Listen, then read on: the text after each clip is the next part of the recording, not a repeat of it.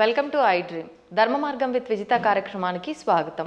ప్రస్తుతం మనతో పాటు ఉన్నారు ఆధ్యాత్మిక గురువులు, ప్రణవ పీఠాధిపతులు, త్రిభాషా మహా సహస్ర అవధాని డాక్టర్ శ్రీ వద్దిపర్తి పద్మాకర్ గారు. ఇప్పుడు గురుగారితో మాట్లాడి మరిన్ని విషయాలు తెలుసుకుందాం. మనకున్న సందేహాలన్నింటినీ కూడా నివృత్తి చేసుకునే ప్రయత్నం చేద్దాం. నమస్కారం గురుగారు. గురుగారు, ఈ మధ్య కాలంలో ఎక్కువగా ఆడవాళ్ళు లలితా సహస్రనామ పారాయణం అనేది చేస్తూ ఉన్నారు. అంటే అది ఆలయంలో కూర్చొని చేసినా సరే, ఇళ్లలో అయినా సరే, ఒక నలుగురు అంతా ఒక దగ్గర కూర్చొని పారాయణం అనేది చేయడం ఎక్కువగా చూస్తూ ఉన్నాం. అయితే ముందు నుంచి లలితా సహస్రనామ పారాయణము ఇదంతా కూడా వైశిష్ట్యం ఉన్నప్పటికీ ఏదైనా ఒకరు మొదలు పెట్టారు అంటే దాని గురించి ఇంకెక్కువగా ఇప్పుడే కొత్తగా ఏదో ఉంది అనేటట్టుగా మాట్లాడుకుంటారు. అసలు ఏంటండి లలితా సహస్రనామ పారాయణం చేయవల్ల కలిగే ఫలితాలు ఏంటి?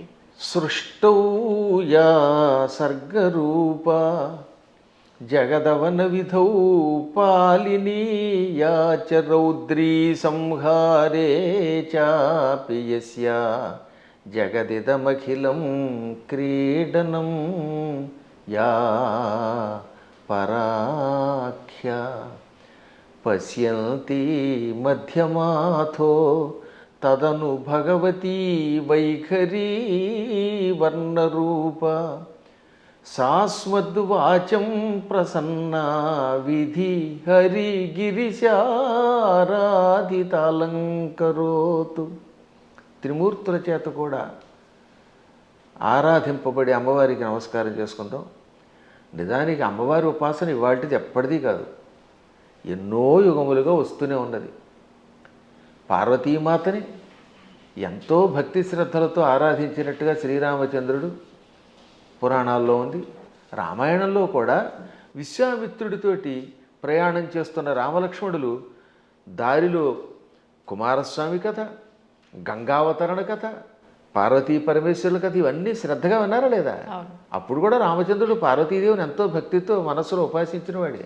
కాకపోతే ఈ కలియుగంలో ఉన్న మానవుల లక్ష్యం ఏంటంటే కొత్తగా ఒకళ్ళు పారాయణ చేస్తే అదే పారాయణ చేయటం వల్ల ఇదేదో కొత్తగా వచ్చింది అన్నట్టుగా దాన్ని ప్రచారం చేస్తున్నారు. కానీ దానికి ఈ సమస్తోప కార్యక్రమాలు కూడా, ఈ ఉపాసనా కార్యక్రమాలన్నీ కూడా ఎప్పుడూ యుగయుగాలుగా ఉన్నాయి. ఇప్పుడు నేను చదివిన శ్లోకం దేవీ భాగవతంలో ఆది మంత్ర శ్లోకం కాబట్టి దేవీ భాగవతం వేదవ్యాసుని చేత రచింపబడింది. దేవీ భాగవతం భాగవతం రెండూ కలిస్తేనే భాగవతం. అది పాండిత్యం ఉన్న వాళ్ళకి తెలుస్తుంది, సంస్కృతం మీద పట్టున్న వాళ్ళకి తెలుస్తుంది. ఇతరుల యొక్క వ్యాఖ్యానాలు చదువుకుని వాళ్ళ శ్లోకాల తాత్పర్యాలు తెలుసుకునే వాళ్ళకి మాత్రం తెలియదు అనుకోండి. అందులో ఈ లలితా సహస్రనామం యుగ యుగాల చరిత్ర కలిగినది. మహానుభావులు ఎంతోమంది ఉపాసించారు. అమ్మవారి గురించిన ఉపాసన మహాభారతంలో ఆదిపర్వంలో కనపడుతుంది, సభాపర్వంలో కనపడుతుంది, అరణ్యపర్వంలో కనపడుతుంది, ఇంకా విరాట పర్వంలో చెప్పేకర్లా. ఇప్పుడు ఈ లలితా సహస్రనామంలో ఉన్న నామములను గుదిగురిచ్చి ఒక స్తోత్రంగా ధర్మరాజు చేశాడు. ధర్మరాజు విరాటరాజు గారి కొలువులోకి వెళ్లే ముందు ఒక ఆలయం ప్రాంగణం దగ్గర నిలబడి అమ్మవారిని 24 శ్లోకాల్లో స్తోత్రం చేశాడు. ఆ తర్వాత వీళ్ళంతా మారువేషాలు వేసుకుని విరాటరాజు గారు కొలువులోకి వెళ్ళారు. కానీ చిత్రం ఏంటంటే నిజానికి అమ్మవారిని స్తోత్రం చేసింది ఎవరు? ధర్మరాజు. ఎక్కడ? మహాభారతంలో విరాట పర్వంలో విరాటరాజు గారి కొలువు దగ్గరికి వెళ్లే ముందనమాట. అంటే ధర్మరాజు గారేమో కంకుబట్టి అనే పేరుతోటి, భీముడు వంటలవాడు వలలుడి వేషంలో, అర్జునుడు పేడి రూపంలో, బృహన్నల రూపంలో, నకుల సహదేవులు వరుసగా అశ్వనీ పాలకులు, అశ్వపాలకులను గోపాలకులుగా వెడుతున్నారు. ద్రౌపదీదేవి మానిని అనే పేరుతోటి వెడుతోంది, మాలినిగా, ఇది సైరంధ్రిగా. విరాట పర్వాన్ని నర్తనశాలగా సినిమా తీశారు. అందులో ఏం చేశారనమాట, ధర్మరాజు గారు అమ్మవారిని స్తోత్రం చేస్తే ద్రౌపది స్తోత్రం చేసినట్టుగా జననీ శివకామిని అని పాట పెట్టారు. నిజానికి జననీ శివకామిని అందంగా పీసుశీల్ గారు అద్భుతంగా పాడిన స్తోత్రం నిజానికి ఎవరు చేశారనమాట, అది ఆ స్తోత్రం ధర్మరాజు చేశాడు. కాబట్టి ధర్మరాజు కూడా అమ్మవారిని ఉపాసన చేశాడు.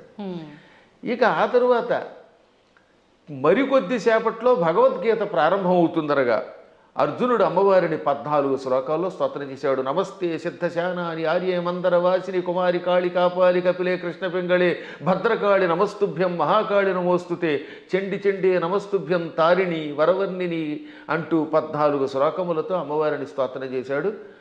ఆ స్తోత్రాల్లో ఉన్న నామాలన్నీ లలితా సహస్రనామంలోవే. వాటిని ఇంకొక రకంగా గుదిగుచ్చి ఈయన స్తోత్రం చేశాడు. కాబట్టి వీళ్ళు అమ్మవారిని ఉపాసించారు. కాబట్టి అమ్మవారిని ఉపాసించటం అర్జునుడు చేశాడు కృష్ణుడి సలహా మీద, ధర్మరాజు గారు చేశారు. ఇంకా ఆశ్చర్యం, మనందరం ఎంతో ప్రామాణికంగా భావించే భాగవతం ఉందా? అవునండి. ఈ భాగవతంలో ద్వారకా నగరంలో శ్రీకృష్ణ పరమాత్ముడు సత్యభామాదేవి యొక్క తండ్రి సత్రాజిత్ అభాండం వేస్తే అభాండం నుంచి బయటపడడం కోసం వెళ్ళాడు. ఏది? మణి కోసం, శమంతక మణి కోసం. ఆయన ఎప్పటికీ రాకపోతే 28 రోజులు రాలేదు ఆయన. ఆ లోపు అమ్మవారిని స్తోత్రం చేశారు, అమ్మవారిని పూజించారు. ఎవరు? ఆయన భార్య రుక్మిణీదేవి, పక్కనున్నటువంటి మహానుభావుడు దేవకి వసుదేవులు అందరూ కూడా అమ్మవారిని పూజించారు. అప్పుడు అమ్మవారు ఏమంటుంది? బాలామణితో మణితో హేలాగతి వచ్చు వనరు హేక్షణుడనుచు అని అమ్మవారు పలికింది. తొందరలో శ్రీకృష్ణ పరమాత్ముడు భామామణితో వస్తాడు. అక్కడ భామామణి అంటే జాంబవతి, జాంబవతిని తీసుకొస్తాడు, మణితో వస్తాడు, జాంబవంతుడిని జయిస్తాడు, ఆయనకి కీర్తి వస్తుంది అని అమ్మవారు పలికింది. కాబట్టి సాక్షాత్తు శ్రీకృష్ణ పరమాత్ముడు అంతటి వాడు పునఃస్థాపన చేసిన ద్వారకా నగరానికి అధిష్టాన దేవత అంబిక. అంబిక అనే పేరుతో ఉన్నది. ఈ భాగవతంలో ఉన్నది, ఇంకెవరో పద్మాకర్ గారు రాసింది కాదు. కాబట్టి అమ్మవారి ఉపాసన ఎంత ప్రాచీనమో ఆలోచించండి. అలా ప్రాచీన కాలం నుంచి అందరూ అమ్మవారిని ఉపాసిస్తున్నారు. శక్తిని ఉపాసించకుండా ఎవడుంటాడు? ఇప్పుడు వెర్రి పెరిగిపోయి కొట్టుకోవడాలు పెరిగిపోయాయి. కాబట్టి అమ్మ లలితా సహస్రనామాలు, ఈ అమ్మవారి ఉపాసన యుగయుగాల చరిత్ర కలిగినది. అందులో ఇప్పుడు ఏంటంటే కలియుగంలో శక్తి కల్పం అవటం వల్ల ఎక్కువ పెరుగుతుందట. దీనివల్ల ఎక్కువ లాభం కూడా ఉన్నది. ఇప్పుడు మేము ఉన్నాం, నిత్యం చేసేది భాగవత సప్తాహం. నాకు కృష్ణ పరమాత్ముడు ఎంతో, అమ్మవారి ఉపాసన చేసే ఉపాసనేమో అమ్మవారిది, కానీ మానసికంగా లోపల కనబడేది కృష్ణుడు. అర్చన అభిషేకం చేసేది శివుణ్ణి. కాబట్టి శివుడైనా కృష్ణుడైనా అమ్మైనా ఉన్నది ఒకే చైతన్య స్వరూపం. ఆ జ్ఞానం కలిగిన వాడు, వాడి స్థాయి వేరు. జ్ఞానం లేనప్పుడు రూపాలతో మాత్రమే కొట్టుకునే అజ్ఞానుల స్థాయి వేరు.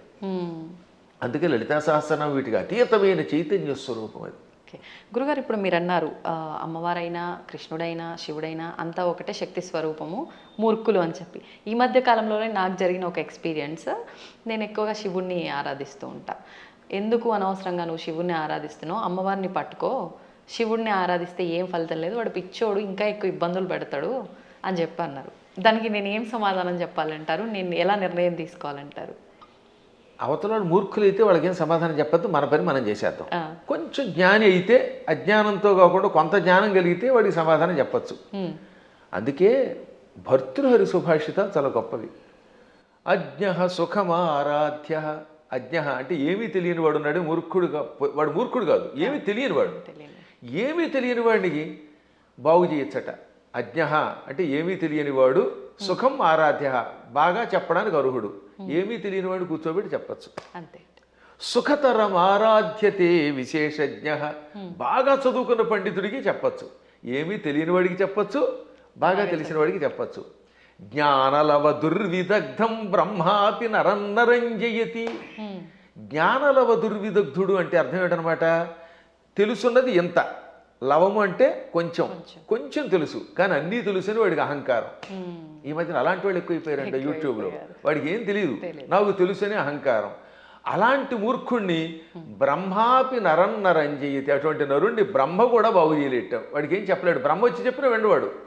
అందుకే కొంతమంది మూర్ఖులు చూసారా, నేను దేవుడు చెప్పినా చేయను, దేవుడు వచ్చి దిగొచ్చినా విన్నంటాడు. వీడి మొహానికి దేవుడు దిగి వస్తాడా?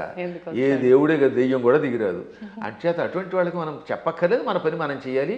కానీ ఒక గొప్ప అద్భుతమైన శ్లోకం ఆది శంకరాచార్యుల వారు మనలాంటి వాళ్ళ కోసమని దేవి అపరాధ క్షమాపణ స్తోత్రంలో రాశారు. ఆ స్తోత్రం పేరేంటి? దేవి అపరాధ క్షమార్పణ స్తోత్రం. అమ్మా నన్ను క్షమించు అని చిట్ట చివరి చెప్పే స్తోత్రం. అద్భుతమైన స్తోత్రం అది. కొంతమంది వాళ్ళు అది కూడా ఆయన రాయలేదని పిచ్చివాదం చేసేవాళ్ళు ఉంటారు, వాళ్ళని మనం పక్కన పెట్టేద్దాం. కానీ చితాభస్మాలేపో గరళమశనం దిక్పటధర జటాధారి కంఠే భుజగపతిహారీ పశుపతి కపాలీ భూతేశో భజతి జగదీశైక పదవీం భవాని త్వత్పాణిగ్రహణ పరిపాటీ ఫలమిదం. భవాని అంటే ఓ పార్వతి, నీ భర్త శివుడి దగ్గర ఏముందమ్మో గొప్పతనం, ఇది ఎంత గొప్పగా ఉంటుంది. ఈ స్తోత్రం చివరిదాకా వినాలి జాగ్రత్తగా. ఆయన చితాభస్మాలేప, ఎవడో శవాన్ని తీసుకెళ్ళి శ్మశానంలో కాల్చారు. ఆ కాల్చగా వచ్చిన బూడిని ఏమంటారు? చితాభస్మము. చితి మీద నుంచి వచ్చినటువంటి భస్మం. ఆ భస్మాన్ని ఆలేప, ఒంటికి పూసుకుంటున్నవాడు. మనం గంధం పూసుకుంటాం అంటే మా బొట్టి వాళ్ళం పూర్వం గంధం అరగ తీసుకుని పూసుకునేవాళ్ళం. మీ బొట్టి వాళ్ళు ఈ మధ్యన పెర్ఫ్యూమ్స్ వచ్చాయి కదా, కిష్కం కిష్కం అనేది ఏదో కొట్టుకుంటాడు, మళ్ళీ అందులోంచి గాలి వస్తుంది, అందులోంచి వచ్చేది గాలేగా పొగేగా అని మళ్ళీ అడ్వర్టైజ్మెంట్లు. సరే ఏది ఏమైనా మొత్తం మీద సుగంధ ద్రవ్యాలు పూసుకుంటారు. ఆయన మాత్రం ఒంటికి ఏం చేస్తాడు? కాష్టంలో బూడిద పూసుకుంటాడు. పోని ఆహారం ఇడ్లీలో చపాతీలో బూరిలో గారెలో దధ్వజనో తిండు, గరళ వశనం, విషమే ఆహారంగా స్వీకరించాడు. ఇంకా మంచి బట్టలు కట్టుకుంటున్నాడా? కనీసం పద్మాకర్ గారైనా అంతో ఎంతో మంచి లాల్చీ వేశారు. కానీ ఆయన దిక్కులే వస్త్రం. దిక్కు అంటే తూర్పు మొదలుకు అన్ని దిక్కులు. పటము అంటే వస్త్రం. దిక్పటధర అంటే దిక్కులను వస్త్రముగా ధరించేవాడు. అదే దిగంబరుడు అంటే. దిక్కు అంబరహ దిగంబరహ. అంబరం అంటే వస్త్రం. దిక్కులు వస్త్రంగా ధరించేటంటే అర్థం ఏమిటమ్మా? ఇప్పుడు ఉదాహరణకి ఈ గదే పద్మాకర్ గారికి బట్ట అంటే ఇంక వేరే వస్త్రం వేసుకోలేదు. అది దిక్కులు వస్త్రంగా ధరించేటంటే ఏ బట్టలు లేకుండా ఉన్నాడు. అక్కడికి అది అయిపోయింది. ఇక తర్వాత ఏమంటున్నాడైనా, జటాధారి, చక్కగా క్రాఫ్ దువ్వుకోడు, కర్లింగులు లేవు, కటింగులు లేవు, జడలు అట్ల కట్టేసి ఉంటాయి. ఆ అట్టలు కట్టిన జడల్ని ధరిస్తున్నాడు. మెడలో బంగారపు గొలుసు ఒక్కటి కూడా లేదు. భుజగపతిహారి, బుస్సుమని మీదకి వచ్చే కాటురాజు గారిని మెడలో వేసుకున్నాడు ఆయన. పావుని గొలుసుగా వేసుకున్నాడు. పశుపతి, ఇంకా ఆయన ఎవరికి అధిపతి? పశువులకు అధిపతి. చేతిలో చూస్తే ఏ కంచమో ఆకో పుచ్చుకుని వాళ్ళంతా బఫేని పెడుతున్నారుగా, ఆయన స్వామివారు ఏం చేస్తారట? కపాలం ధరిస్తాడు. భిక్షాపాత్రగా చేతిలో పుర్రిని ధరించాడు, బ్రహ్మ కపాలాన్ని. భూతేశ, భూతాలకు అధిపతి. ఇవన్నీ అవలక్షణాలు పైకి కనపడ్డం. కానీ ఇన్ని అవలక్షణాలున్నా జగదీశైక పదవీం భజతి అంటే సమస్త లోకాలకి ఈశ్వరుడు అవుతున్నాడు. జగదీశ్వరుడు అనగా సమస్త లోకాలకి అధిపతి, చక్రవర్తి. అన్ని లోకాలని పరిపాలించడానికి కావలసిన అర్హతలు వచ్చేసి ఆయనకి. లోకాలన్నిటినీ పరిపాలిస్తున్నాడు. కారణం ఏమిటో తెలుసా? భవాని త్వత్పాణిగ్రహణ పరిపాటి ఫలమిదం. నీ పాణిగ్రహణం చేశాడు, నీ చెయ్యి అందుకున్నాడు అంటే నిన్ను పెళ్లి చేసుకున్నాడు. అమ్మ ఆయనలో అన్ని అవలక్షణాలే, అయినా లోకాలను పరిపాలిస్తున్నాడు. కారణం నిన్ను పెళ్లి చేసుకోవడం. ఇదంతా నీ అనుగ్రహం. అంటే ఇందాకే ఒక ఆవిడ చెప్పిందనోగా, ఏమని? అమ్మవారిని పూజిస్తే లాభం ఆయన దగ్గరే ఉంది అని. ఈ పై శ్లోకం యొక్క తాత్పర్యం ఇలా కనపడుతుంది. అంటే ఇందాక మీరు అన్నట్టు మిడిమిడిగా తెలుసుకొని మాట్లాడే మాట. ఇప్పుడు ఈ శ్లోకంలో ఉన్న అంతరార్థం తెలిస్తే మనకు ఆశ్చర్యం కలుగుతుంది. సామాన్యుడి భాషలో చెప్పాలంటే వాడికి పిచ్చెక్కుతుంది. ఇప్పుడు అమ్మవారిని పార్వతి అనలేదండి. పార్వతి అంటే పర్వతరాజు కూతురు, పుట్టింటి వారి పేరుతో పిలవాల. భవాని అన్నాడు ఆయన. భవాని అంటే అర్థం ఏంటి? భవస్య పత్ని భవాని అంటే శివుడి పెళ్ళామా. దాని అర్థం ఏంటి? మళ్ళీ అక్కడ ఏమంటాడంటే ఆవిడ్ని ఓ శివుడి పెళ్ళామా అన్నాడు. మనకి ఏమనిపిస్తుంది? ఆవిడ పొగిడినట్టు ఏం లేదు. మళ్ళీ వచ్చేసరికి నువ్వు ఎన్ని గొప్ప లక్షణాలు ఉన్నా, నీ వల్ల ఆయనకు గొప్పతనం వచ్చినా నువ్వు శివుడి పెళ్ళానివే. నీ అనేది నీప్ అని ఒకటి ఉంటుంది వ్యాకరణంలో. ఆ నీప్ అనేది కొన్నింటికి చేరితే భార్య అని అర్థం వస్తుంది. ఆ ఏ పదాలకి? భవ దానికి నీపు చేరితే భవాని, మృడ నీపు చేరితే మృడాని, రుద్ర నీపు చేరితే రుద్రాణి, శర్వ శర్వాణి. వీటికి భార్య అని అర్థం వస్తుంది. అందులో శివాని లేదు. అందుకే శివాని అనే శబ్దం అసాధు. శివాని అని వాడేస్తారు కానీ శివ శబ్దం పక్కన నీపు ఉండదు. భవ, రుద్ర, మృడ, శర్వ ఇది ఆకృతి గణం. వీటికి మాత్రమే చేరితే భవాని, రుద్రాణి, మృడాని, శర్వాణి అవుతాయి. కాబట్టి ఇంత చేసి నువ్వు ఎంత గొప్పదానివైనా, నీ వల్ల ఆయనకి వచ్చినా నువ్వు ఆయన పెళ్ళానివే అని చెప్పడం. ఇంకా పైకి వద్దాం. ఇందాక చెప్పినవి. ఈ ప్రపంచంలో ఎవడైనా కాష్టంలో ఉన్న బూడిదను పూసుకుంటాడా? మీకు ఎంతో స్నేహితుడు ఒక ఆయన ఉన్నాడండి, ఎంతో ఇష్టుడు ఒక ఆయన ఉన్నాడు. ఆ గొప్ప వ్యక్తి ఒక ఆయన తాతగారు అంటే చాలా ఇష్టపడతాడు. ఆ తాతగారు పోయారనుకుందాం. ఆ తాత లేకపోతే బతకలేనన్నవాడు ఆ తాతగారి శరీరం కాలిపోయాక ఆ బూడిద పూసుకుంటాడా? అస్సలు. ఒక్క శివుడు మాత్రమే తన భక్తులు తనను ఉపాసించాక వాడు నా భక్తుడు, వాడు నాకు ఎంతో ఇష్టుడు అని వాడు చావగానే వాడి శరీరాన్ని శ్మశానంలో కాలిస్తే రారా నాయనా అని వాడి బూడిదని ఒంటికి పూసుకుంటున్నాడు. ఆ బూడిద పూసుకోగానే వాడు శాశ్వతంగా కైలాసానికి వెడుతున్నాడు. అంటే ఆ భక్తుడి మీద ఆయనకి ఎంత ఇష్టం. ఈ ప్రపంచంలో ఇంత ప్రేమగా చూసే దేవుడు ఇంకెవడన్నా ఉన్నాడా? ఒకసారి ఆలోచించండి. భక్తుడి యొక్క కాష్టంలో బూడిదని ఒంటి మీద గంధంలా పూసుకునే ఏకైక కరుణామూర్తి శివుడే. ఆయనకి మాత్రమే శక్తి ఉంది, ఇంకెవడో పూసుకోలేడు. పూసుకుంటే చస్తాడు, బ్యాక్టీరియా వచ్చి చచ్చిపోతాడు ముందు. రెండవది గరళ వశనం. పాలసముద్రం చిలికారు. ఈ పాలసముద్రంలో అమృతం వస్తుంది అనుకుంటే మొట్టమొదటి పుట్టింది విషం. భయంకర కాలకోట విషానికి లోకాలన్నీ కాలి బూడిదైపోయాయి. అందులోంచి పొగొచ్చింది. అందరూ దిక్కులేక శివ రక్షించమని ఆయన దగ్గరికి వెళ్ళారు. ఒక్కడు తాగాడా దాన్ని ఎవడన్నా? ఇంతమంది సోకాళ్ళు దేవతల్లో ఒక్కడైనా దాన్ని తాగి రక్షించాడా? ఒక్క శివుడు మాత్రం పార్వతి కేసు తిరిగి, పార్వతి వీళ్ళు నా పిల్లలు రక్షించమని అడిగారు, తాగేస్తున్నాను అన్నాడు ఆయన. అప్పుడు భార్య తాగమంటుందండి నిజంగాను? ఏ భార్య అయినా సరే, ఏమండి వాళ్ళకి మతి లేకపోతే మీకు మతి లేదా? బాబోయ్ నా మంగళసూత్రం గట్టిగా ఉండాలి, మీరు తాగద్దనాలా? కానీ ఆవిడే ఉంది, తాగేయండి. అందుకే పోతన గారు అక్కడ ఒక అద్భుతమైన పద్యం రాశారు భాగవతంలో అష్టమస్కంధంలో. మృంగెడివాడు విభుండని. మింగేవాడు తన భర్తని తెలుసు. ఆ మింగేవాడు తన భర్త అని ఆవిడ తెలియదా? తెలుసు. మృంగెడిదియు గరళమనియు. ఆయన మింగేది గరళం, విషం తప్ప అమృతం కూల్ డ్రింకు కాదని ఆవిడికి తెలుసు. అది తాగితే ఏం జరుగుతుందో కూడా తెలుసు. అది ఇంకోటి ఎవడో తాగితే చచ్చిపోతాడే తెలుసు. అయినా మేలని ప్రజకుల్ మృంగుమనే సర్వమంగళ మంగళ సూత్రంబునెంత మది నమ్మినదో. ఎంత అద్భుతమైన పద్యం. అయినా ఈ సృష్టి అంతా తన పిల్లలు, మా పిల్లలు బాగుండాలి, వాళ్ళ కోసం మేము ఏమైనా పర్వాలేదు అని త్రాగమన్నది.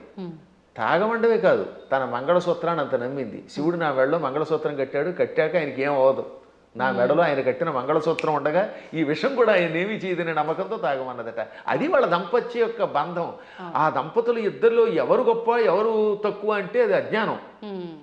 ఈవిడ వల్ల ఆయన, ఆయన వల్ల ఈవిడ.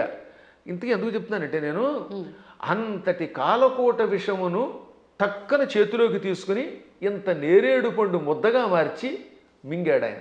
మింగడం కూడా కంఠంలో ఎక్కడ పెట్టుకున్నాడు? సరిగ్గా ఈ కంఠం దగ్గర పెట్టాడు. లోపల లోకాలు ఉన్నాయట, బయట లోకాలు ఉన్నాయి. విషం బయట ఉంటే బయట ఉన్న లోకాలని బూడిద చేస్తుంది. కడుపులోకి వెడితే కడుపులో ఉన్న లోకాలు బూడిదైపోతాయి. ఇక లోకములు లేని ఏకైక స్థానం ఆయన కంఠాన్ని మాత్రమే అట్టే పెట్టాడు. కంఠంలో లోకాలు లేవు, అందుకని గొంతుకులో పెట్టాడు. ఇక్కడుంటే ఎవరికీ ప్రమాదం లేదు కనుక. ఇప్పుడు మీకు ఒక కాఫీ ఇస్తాం, తాగండి. తాగి నాలుక మీద కానీ కడుపులోకి కానీ పంపకుండా గొంతుకులో అట్టే పెట్టగలరా? అస్సలు సాధ్యం. బుట్టకు వేస్తే టక్కన కిందకి దిగిపోవాల్సిందే, లేదా అతి కష్టమే నోట్లో పెట్టాలి. అది కూడా ఎంతసేపు పెట్టగలం? బయటనే ఉమ్మాలి, అవునా? అటువంటిది అంత కాలకోట విషయాన్ని ఇక్కడ బంధించే శక్తి ఏ దేవతకు ఉంది? ఒక్క శివుడికి ఉన్నది. అందుకే తెల్లని శివుడి శరీరం కూడా, శివుడు కూడా నాలా అందంగా తెల్లగా ఉండేవాడు. ఈ విషం కంఠంలోకి వెళ్ళాక నీలంగా మారిపోయి శ్రీకంఠుడు గరళకంఠుడు అయ్యాడు. అది ఆయనకు ఒక ఆభరణం అయింది, కీర్తి తెచ్చిపెట్టింది. అందువల్ల గరళ వశనం అంటే అంతటి విషాన్ని ఆహారంగా స్వీకరించి గొంతుకులో పెట్టినవాడు ఆయన తప్ప ఎవడున్నాడమ్మా? ఇంకా ఆకాశాన్ని జుట్టుగా మార్చుకొని అట్లగట్టేలా జడలు పెట్టాడు. ఆకాశంలో ఉన్న మబ్బులు అవన్నీ ఆయనకి కేశములైపోయాయి. వ్యోమకేశుడు ఆయన, అందువల్ల జటాధారి. మెడలో వాసుకి అని పిలువబడే ఒక భయంకర సర్పాన్ని ఎవడు పెట్టుకోగలుగుతాడు? ప్రపంచంలో పాముల్ని భరించే శక్తి ఇద్దరికి ఉంది. ఒక ఆయన పాము మీద పడుకున్నాడు, శ్రీ మహావిష్ణువు ఆదిశేషుడి మీద. ఇంకోటి ఎవడు ఆయన భరించలేడు. ఆ వాసుకినేమో మెడలో ఈయన గొలుసులో వేసుకున్నాడు. అలా విషసర్పమును కూడా ఆభరణంగా ధరించావు. పశుపతి అంటే మనందరం పశువులం. జీవులందరినీ ఏమంటారు? పశువులు. ఇంగ్లీష్లో కూడా man is a social animal అంటారు, గుర్తుపెట్టుకోండి. సంస్కృతంలో కూడా అంతే. పశువులు జంతువునాం నరజన్మ దుర్లభం. ఈ జంతువులలో మానవ జన్మే దుర్లభము. కాబట్టి ఏ లాంగ్వేజ్లో అయినా సరే పశు శబ్దమునకు ప్రాణులు అని అర్థం. ప్రాణులందరినీ పరిపాలించేవాడు ఆయన పశుపతి అంటే. ఇంకా కపాలి, బ్రహ్మ కపాలాన్ని చేత్తో పట్టుకుని బ్రహ్మ యొక్క అహంకారాన్ని అడిచి యావజ్జీవితం చేతిలో పెట్టుకుని అందులో భోజనం పెట్టేవాడు ఎవడు అంటే కపాలి. అంటే ఇన్ని సంపదలున్నా అష్టసిద్ధులున్నా పార్వతి భార్య అయినా భిక్షాపాత్రని చేత ధరించి ఎవడైనా చివరికి భిక్షుకుడే. ఈ ప్రపంచంలో నేను భిక్షుకుడే నువ్వు భిక్షుకుడివే ఒకళ్ళొకళ్ళు యాచించుకోవాలి అని చెబుతున్న మహానుభావుడైన ఒక్కడే. ఓకే. ఇంకా భూతేశ, భూతములంటే మీరు అనుకున్నట్టుగా హైహాన్ మీదకి వచ్చే భూతాలు కాదు, పంచభూతాలు. ఈ పృథివ్యాపస్తేజో వాయురాకాశములు, భూమి అగ్ని జలము వాయువు ఆకాశం అనే పంచభూతములు, ఇక ప్రాణులు, వీళ్ళందరికీ అధిపతి. అందుకే ఆయన జగత్తుకి ఈశ్వరుడు అయ్యాడు. అందువల్ల నువ్వేం చేసావు, ఆయన గొప్పతనం గ్రహించి ఆయన కోసం తపస్సు చేసి ఆయనే భర్త అవ్వాలని దగ్గరికి వెళ్ళి పార్వతి అని పేరున్నదానివి భవాని అయిపోయావు, ఆయన భార్యవై. అందుకే ఇప్పటికి కూడా ఇంగ్లీష్ వాళ్ళు మన సంస్కృత సంప్రదాయాల్లో కొన్ని పాటిస్తున్నారు. ఉదాహరణకి పద్మాకర్ గారి భార్య ఉంది, ఆవిడ ఏమన్నా మిసెస్ పద్మాకర్ అంటారా లేదా? అంటారు. రంగవేణి గారిని పిలవకుండా అంటే భవానీలాగా. పార్వతి కాస్త ఆయన భార్య అయ్యాక మిసెస్ శివ అయ్యింది, ఆ మాట భవానీ అన్నాం అంతే టెక్నిక్గా. అంటే ఎంత గొప్ప శక్తి. శివుడి భార్యని అనిపించుకోవడానికి ఇష్టపడుతోంది కానీ నేను పార్వతిని ఫలానా వాళ్ళ పుట్టింటి వారి సంబంధమైందా అని అనిపించుకోవడానికి ఆవిడ ఇష్టపడటం లేదు. ఈ లక్షణాలు ఆయనలో గొప్పవి కాబట్టే ఆయనని నువ్వు వరించావు, నీ వల్ల ఆయన పార్వతీ వల్లభుడయ్యాడు. ఈ విధంగా మీ ఇద్దరు గొప్పవారే. ఇంక చివరిగా దిక్పటధరహ అంటే దిక్కులే వస్త్రములంటే మొత్తం ప్రపంచం అంతా వ్యాపించినవాడు. అది వ్యాపిస్తే కదా బట్ట అయ్యేది. మీరు ఆలోచించండి, తూర్పు పడమర ఉత్తరం దక్షిణం ఆగ్నేయం నైరుతి ఈ వాయువ్యం ఈశాన్యం అని పిలువబడే దిక్కులు పైన కింద ఉన్నవి మనకు బట్ట అవ్వాలంటే మనం అంత శరీరం కలిగిన వాళ్ళు అయ్యి ఉండాలి. ఇప్పుడు నాకు ఈ గది బట్ట అవ్వాలంటే నేను గది అంతా నిండిపోవాలి, అప్పుడు ఈ గదిని నేను బట్టగా ధరించగలను. అవునా? అందువల్ల సర్వవ్యాపకుడు అని అర్థం. అటువంటి వాళ్ళ యొక్క గొప్పతనాన్ని గ్రహించలేక శివుడిని పూజిస్తే కష్టం వస్తాయి పార్వతిని పూజించని, లేక పార్వతిని పూజించకు శివుడిని పూజించని, లేక ఈ ఇద్దరిని పూజించి విష్ణువుని పూజించగని విష్ణువుని పూజించి వీళ్ళని పూజించకు అన్నాడంటే వాడు అజ్ఞాని. ఏ విధమైన ఉపాసనా బలం లేని వాడు. అందువల్ల వీటికి అతీతంగా సర్వవ్యాపకుడైన శివుడు ఆయన ఏకో దేవ, ఏకో దేవ కేశవో వా శివో వా, ఒకడే దేవుడు. నువ్వు శివుడను కేశవుడను, పార్వతి అను లేక లక్ష్మి అను, సరస్వతి అను, కుమారస్వామి అను, విఘ్నేశ్వరుడను, ఇన్ని రూపములతో కనపడుతున్న పరమాత్మ ఒక్కడే. గురుగారు, అంటే మాలాంటి జ్ఞానం లేని వాళ్ళము ఇలాంటి పిచ్చి ప్రశ్నలు వేయటంలో అర్థం ఉంది, వాదించడంలో అర్థం ఉంది. కానీ ఎంతో జ్ఞానం ఉండి నలుగురికి చెప్పే స్థాయిలో ఉన్నవాళ్ళు కూడా కొంతమంది శివకేశవుల ఇద్దరు భేదం చూపించి మేము శైవులము మేము వైష్ణులము ఇలా మాట్లాడుతూ ఉంటారు కదా, మరి దాని గురించి ఏమంటారండి? అక్కడే అసలు వాళ్ళ జ్ఞానులు అనకూడదు, వాళ్ళు భక్తులు అంతే. మూఢభక్తులు వాళ్ళు భక్తులే. మూఢభక్తి ఏం చేస్తుందో తెలుసా? ఆ రూపాన్ని తప్ప ఇంకోటి ఇష్టపడకుండా చేస్తుంది. మూఢభక్తి వల్ల కూడా ఎప్పుడో ఒకప్పుడు పరమాత్మ దగ్గరికి కడతారు అనుకోండి, అందులో సందేహం లేదు. జ్ఞానభక్తి కలిగిన వాడు అలా ఎందుకంటాడు? జ్ఞానంతో ఉన్నవాడు వాడు ఏ రూపం చూస్తే ఆ రూపంలోనే ఇంకోటి చూస్తాడు. మహానుభావులైన ఋషుల్ని నేను చూశాను కదా, వశిష్ఠుడు ఉన్నాడు, రాముడిలో శివుని చూడగలిగాడు, శివుడిలో రాముడిని చూడగలిగాడు. కైలాసాల్లో వైకుంఠం చూడగలిగాడు, వైకుంఠంలో కైలాసాన్ని చూడగలిగాడు. అమ్మవారి దగ్గరికి వెళ్ళారు. దుర్వాసుడు అన్ని లోకాలకి వెళ్ళాడు, విశ్వామిత్రుడు అలా అన్నీ చూడగలిగాడు. వాళ్ళు జ్ఞానులు. ఇంకా మూఢభక్తులు అంటే ఏమిటనమాట, నేను ఆ రూపమును తప్ప ఇంక దేన్ని చూడండి అంటాడు ఆయన. ఆ ఆశ్చర్యం ఏమిటంటే తులసీదాసు గారు తన ఆత్మచరిత్ర రాసుకున్నాడు. ఆయన బృందావనం వచ్చాడు, అక్కడ కృష్ణుడు కనపడగానే కళ్ళు మూసుకున్నట్ట. ఏమి నాయనా నన్ను చూడగానే కళ్ళు మూసుకున్నావు, నన్ను ఎందుకు చూడటం లేదంటే నేను రామభక్తుడిని, రాముడిని తప్పామని చూడన్నాడు. అప్పుడు ఆ కృష్ణుడు ఏమన్నాడు, రాముడైనా కృష్ణుడైనా నేనే కదా, నువ్వు భాగవతం చదివిన వాడివి, నేను ఎన్నో అవతారాలు ఎత్తానని నీకు తెలుసు కదా అంటే అన్నీ నాకు అనవసరం, నువ్వే అన్ని రూపాలు, నువ్వే మత్స్య కూర్మాది సమస్త అవతారాలు ధరించావు, అయినా నేను రాముడి తప్ప చూడను, నాకు ఆ కోదండం పుచ్చుకుని ఏకపత్నిరోతుడిగా ఉన్న రాముడే కావాలి, కృష్ణుడు వద్దన్నాడు. అప్పుడు ఆయన నవ్వి రాముడిగా, ఇది కృష్ణ విగ్రహంలో ఉన్న స్వామివారు రాముడిగా దర్శనమిచ్చాక అప్పుడు నమస్కరించాడు. అప్పుడు ఆయన కనువిప్పు కలగజేసి, పిచ్చివాడా, పువ్వులు వేరైనా ఏ పువ్వుతో చేసినా పూజ ఒకటే కదా, అంతే అండి. ఎదురుగుండా నువ్వు ఒక విగ్రహం పెట్టుకున్నావు, ఒక్కోసారి గన్నేరు పువ్వులు, ఒక్కోసారి మందార పుష్పాలు, మరోసారి ఏమో సంపంగులు ఇలా దొరుకుతాయి. ఏ పుష్పంతో పూజ చేసినా పూజ ఒకటే, పువ్వులు వేరైనా పూజ ఒకటే. అలాగే మూర్తులు వేరైనా అందులో ఉన్న చైతన్యం ఒకటే. ఈ మాత్రం జ్ఞానం లేకపోతే నీకు ఎప్పటికీ మోక్షం వస్తుందనగా అప్పుడు పశ్చాత్తాపంతో ఆయన రాముడైనా కృష్ణుడైనా ఒకటే అని హిందీలో ఒక స్తోత్రం రాశాడు. దాన్ని తెలుగులోకి అనువాదం చేసి శ్రీకృష్ణాంజనేయ యుద్ధం అని ఒక సినిమా ఉందిరండి. అందులో చాలా అద్భుతంగా రాశారు. ఘంటసాల వారు చాలా బాగా పాడారు. చిట్ట చివరిలో ఆంజనేయుడు జ్ఞానోదయం పొందినట్టుగా ఆ పాట పెట్టారు.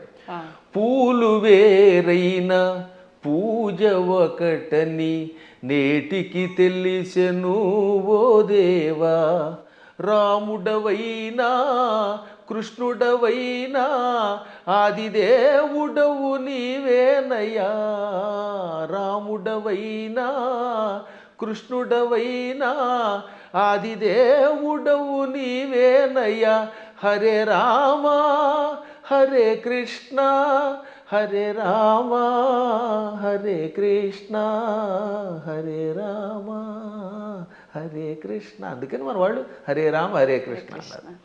పరమాత్మ ఒకటే. కానీ మూఢత్వం ఉన్నంత వరకు, పూర్వజన్మ యోగం ఒకటి ఉన్నంత వరకు చచ్చిన ఈ సత్యాన్ని వాడు అంగీకరించలేదు. కర్మ. ఏం నదుల్లో కూడా రండి, అదే గంగాజలం. గంగ ఓ చోట, ఇంకో చోట కృష్ణ, ఓ చోట గోదావరి, మొత్తం మీద నీరే. కొంచెం భేదాలు ఉంటాయి. ఎందుకనంటే ఆ ప్రాంతాన్ని బట్టి, మూలికలు బట్టి. గంగ గంగే, ఇంకో దక్షిణ గంగ గంగే. కానీ వీటిలో ఎన్ని కొలుస్తున్నాయి? మనం కూడా అలాగే మూర్తులలో ఉన్నప్పుడు ఆ భేదాలను బట్టి ఒక్కొక్క రూపంలో ఒక్కొక్క పని చేస్తాడు. కానీ చిట్ట చివరికి వచ్చేసరికి అన్నీ ఒకటే. కృష్ణుడు చెప్పాడా లేదా? చిట్ట చివరికి నేనే అన్నాడు ఆయన. భగవద్గీతలో విభూతి యోగంలో ఎవరెవరిలో ఏ విభూతి ఉందో అది నేనని చెప్పాడు ఆయన. యద్యద్విభూతివత్సర్వం తత్తదూర్జితమేవవా. ఎవరెవరిలో ఏ శక్తులున్నాయో నావే అని చెప్పడానికి వరుసగా చెప్పుకొచ్చాడు అనమాట. మృగాణాంచ మృగేంద్రోహం, జంతువులలో సింహాన్ని నేను, మృగాలలో సింహాన్ని నేను. వైనతేయశ్చ పక్షిణాం, పక్షులలో గరుత్మంతుణ్ణి నేను.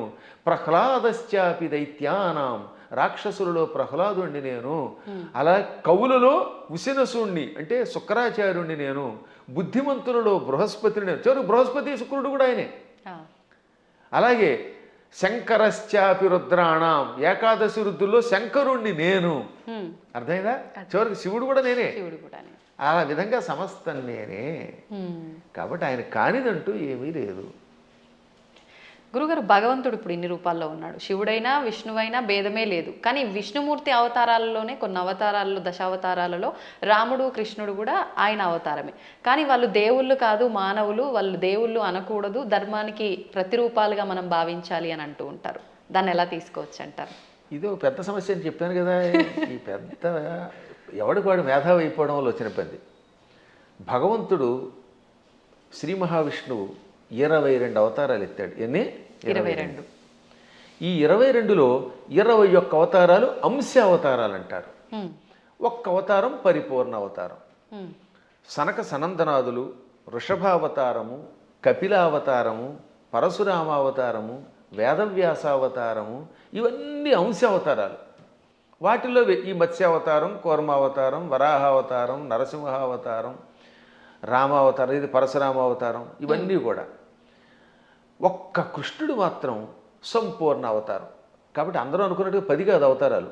భాగవతంలో ప్రారంభంలోనే ఉంటుంది, ప్రథమ స్కంధంలో 22 అవతారాలు చెబుతూ అందులో 21 అవతారాల్ని ఏతే చాంస కళా పుంస ఏతే చ అంశ కళా పుంస కృష్ణస్తు భగవాన్ స్వయం. 21 అవతారాలు అంశావతారాలు, అంశ కళలు. ఒక్క కృష్ణుడు మాత్రం పరిపూర్ణ అవతారం. అందుకే కృష్ణస్తు భగవాన్ స్వయం. ఒక్క రామావతారంలో నేను మానవుణ్ణి అని ఆయన అనకపోతే రావణుడిని చంపలేడు. ఎందుకని మానవుడి చేతిలో వాడు చస్తాడు కనుక. అందుకని ఆయనకి తెలియదు లోపల ఆయన పరమాత్మని. ఆయనకి తెలియకపోతే ఇన్ని పనులు ఎలా చేసాడండి? ఎంతమందికి శాప విముక్తి కలగజేశాడు, ఎంతమందిని వైకుంఠానికి పంపించగలిగాడు. కానీ పైకి చెప్పకూడదు. అందువల్ల పరమాత్మ నటించాలి లోపల. అందుకని మర్యాద పురుషోత్తముడుగా ఆత్మానం మానుషం మన్యే రామం దశరథాత్మజం. దేవతలంతా చిట్ట చివర వచ్చి, ఏది రావణవధ అయిపోయాక, నువ్వు విష్ణువు అంటే మీరు ఏదో విష్ణువు అంటున్నారు, అదిని పొగుడుతున్నారు, నాకు తెలియట్లేదు. నేను మాత్రమే అనుకుంటున్నాను, నన్ను నేను మానవుడు అనుకుంటున్నాను. ఆత్మానం అంటే నన్ను మానుషం మన్యే, మనిషిగా భావిస్తున్నాను. మన్యే అంటే భావిస్తున్నాను, అనుకుంటున్నాను. పైగా ఎవరట? రామం దశరథాత్మజం. దశరథుడు కొడుకేని రాముడు అనుకుంటున్నాను. మీరు ఎవరో అంటున్నారంటే అప్పుడు శివుడు వచ్చామన్నాడు. అక్కడ భలే చెప్తాడండి వాల్మీకి. షడర్థ నయన శ్రీమాన్ అన్నారు శివుణ్ణి. ఏమన్నారు? షడర్థ నయన. అసలు ఇటువంటి పదాలు వాల్మీకి తప్ప ఎవరు రాయలేరు, కవులు కాబట్టి బాగా రాస్తారు. నయనః అంటే కళ్ళు కలిగినవాడు. షట్ అంటే అన్ని 6, అందులో అర్ధ అంటే అంత సగం. షడర్ధనైనః అంటే 6లో సగం 3 కళ్ళు కలిగిన వట్ట త్రినేత్రుడ. ఎంత త్రినేత్రుడు అనడానికి ఎంత చమత్కారం చేయాలి, బలి పెడతాడు కదా. అదే కవుల యొక్క చమత్కారం. అందువల్ల కవుల చమత్కారం తెలియక రామాయణం అర్థం కాక ఏదో పిచ్చివాగుడు అవుతారు. కానీ షడర్ధనైనః అనడంలో అర్థం ఏంటో తెలుసా? 6ని 3గా చేశాడు, 6 శత్రువుల్ని 3గా చేశాడు. ఆ 3ంటిని సూర్యచంద్రులు అగ్నిగా మార్చి కళ్ళుగా పెట్టుకున్నాడు. వీటిల్లో సూర్యుడు స్వయం ప్రకాశకుడు, చంద్రుడు సూర్యుడు యొక్క కాంతి సేకరించి చల్లదనం ఇస్తాడు. ఈ 3 ఆయన దేన్నైనా భస్మం చేస్తాడు. అంటే కామక్రోధ లోభమోహ మదమాత్సర్యాలనే శత్రువుల్ని 3 ముద్దలు చేసి ఈ 3 ముద్దల్ని కూడా ప్రజలకి త్రిగుణముల రూపంలో ఇచ్చి త్రిగుణములతో కూడిన ప్రజల్ని త్రిగుణాతీతుల్ని చెయ్యగలిగే శ్రీమాన్ సంపదలు కలిగిన వాడు శివుడు. అసలు శివుడి యొక్క వైభవాన్ని, దాని గురించి ఇప్పుడు మీకు ధర్మ సందేహాల్లో కాబట్టి క్లుప్తంగా చెబుతున్నాను. కానీ దీనికి ఎంతో వ్యాఖ్య చేయొచ్చు. అటువంటి శివుడు, నాయన నువ్వు సాక్షాత్తు విష్ణువువి, దేవతలంతా ప్రార్థించటం వల్ల రాముడిగా అవతరించి దుష్ట శిక్షణ శిష్టరక్షణ చేసావు తప్ప సామాన్యుడు కాదు అని చెబితే దశరథుడు మళ్ళీ వచ్చి ఆయన్ని స్తుతించాడు, బ్రహ్మాదులు స్తుతించారు. అప్పుడు అర్థం అవట్లేదా ఆయన సాక్షాత్తు స్వామిని? కాబట్టి అవేమో ఏదో మానవ అవతారాలంటే ఎలా ఒప్పుకుంటాం? మానవుడిగా అవతరించి మానవుడిగా నటించి ధర్మమును లోకమునికి ఇచ్చిన ఆది విష్ణువు. అది మర్చిపోకూడదు మనం. మళ్ళీ మనకి ఇలాంటి అనుమానాలు మనకి రాకుండా, రాముడు నేను మానవుడన్నా మనకు అనుమానం రాకుండా ఉండడానికి శివుడు మొదలైన వాళ్ళకే చెప్పించాడు. చిట్ట చివర పట్టాభిషేకంలో ఏం చెప్పాడు వాల్మీకి? ఆదిదేవో మహాబాహు హరిర్నారాయణ ప్రభు సాక్షాద్రామో రఘుశ్రేష్ఠ శేషో లక్ష్మణ ఉచ్యతే. ఇది పట్టాభిషేకంలో చిట్ట చివరి శ్లోకాలు. ఆదిదేవుడు, మహావీరుడు, సాక్షాత్తు విష్ణువు, ఆయనే రాముడిగా పుట్టుకొచ్చాడు. ఆయన విశేషణాలు: ఆదిదేవ, మహాబాహు, సాక్షాత్ నారాయణ ప్రభు, రామ రఘుశ్రేష్ఠ.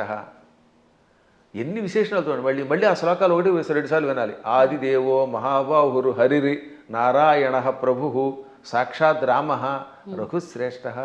ఆదిదేవుడు, మహాబాహుడు అంటే పరాక్రమవంతుడు, హరి నారాయణుడు, సమస్త లోకాలకి ప్రభువు, ఆయనే సాక్షాత్తు రాముడు.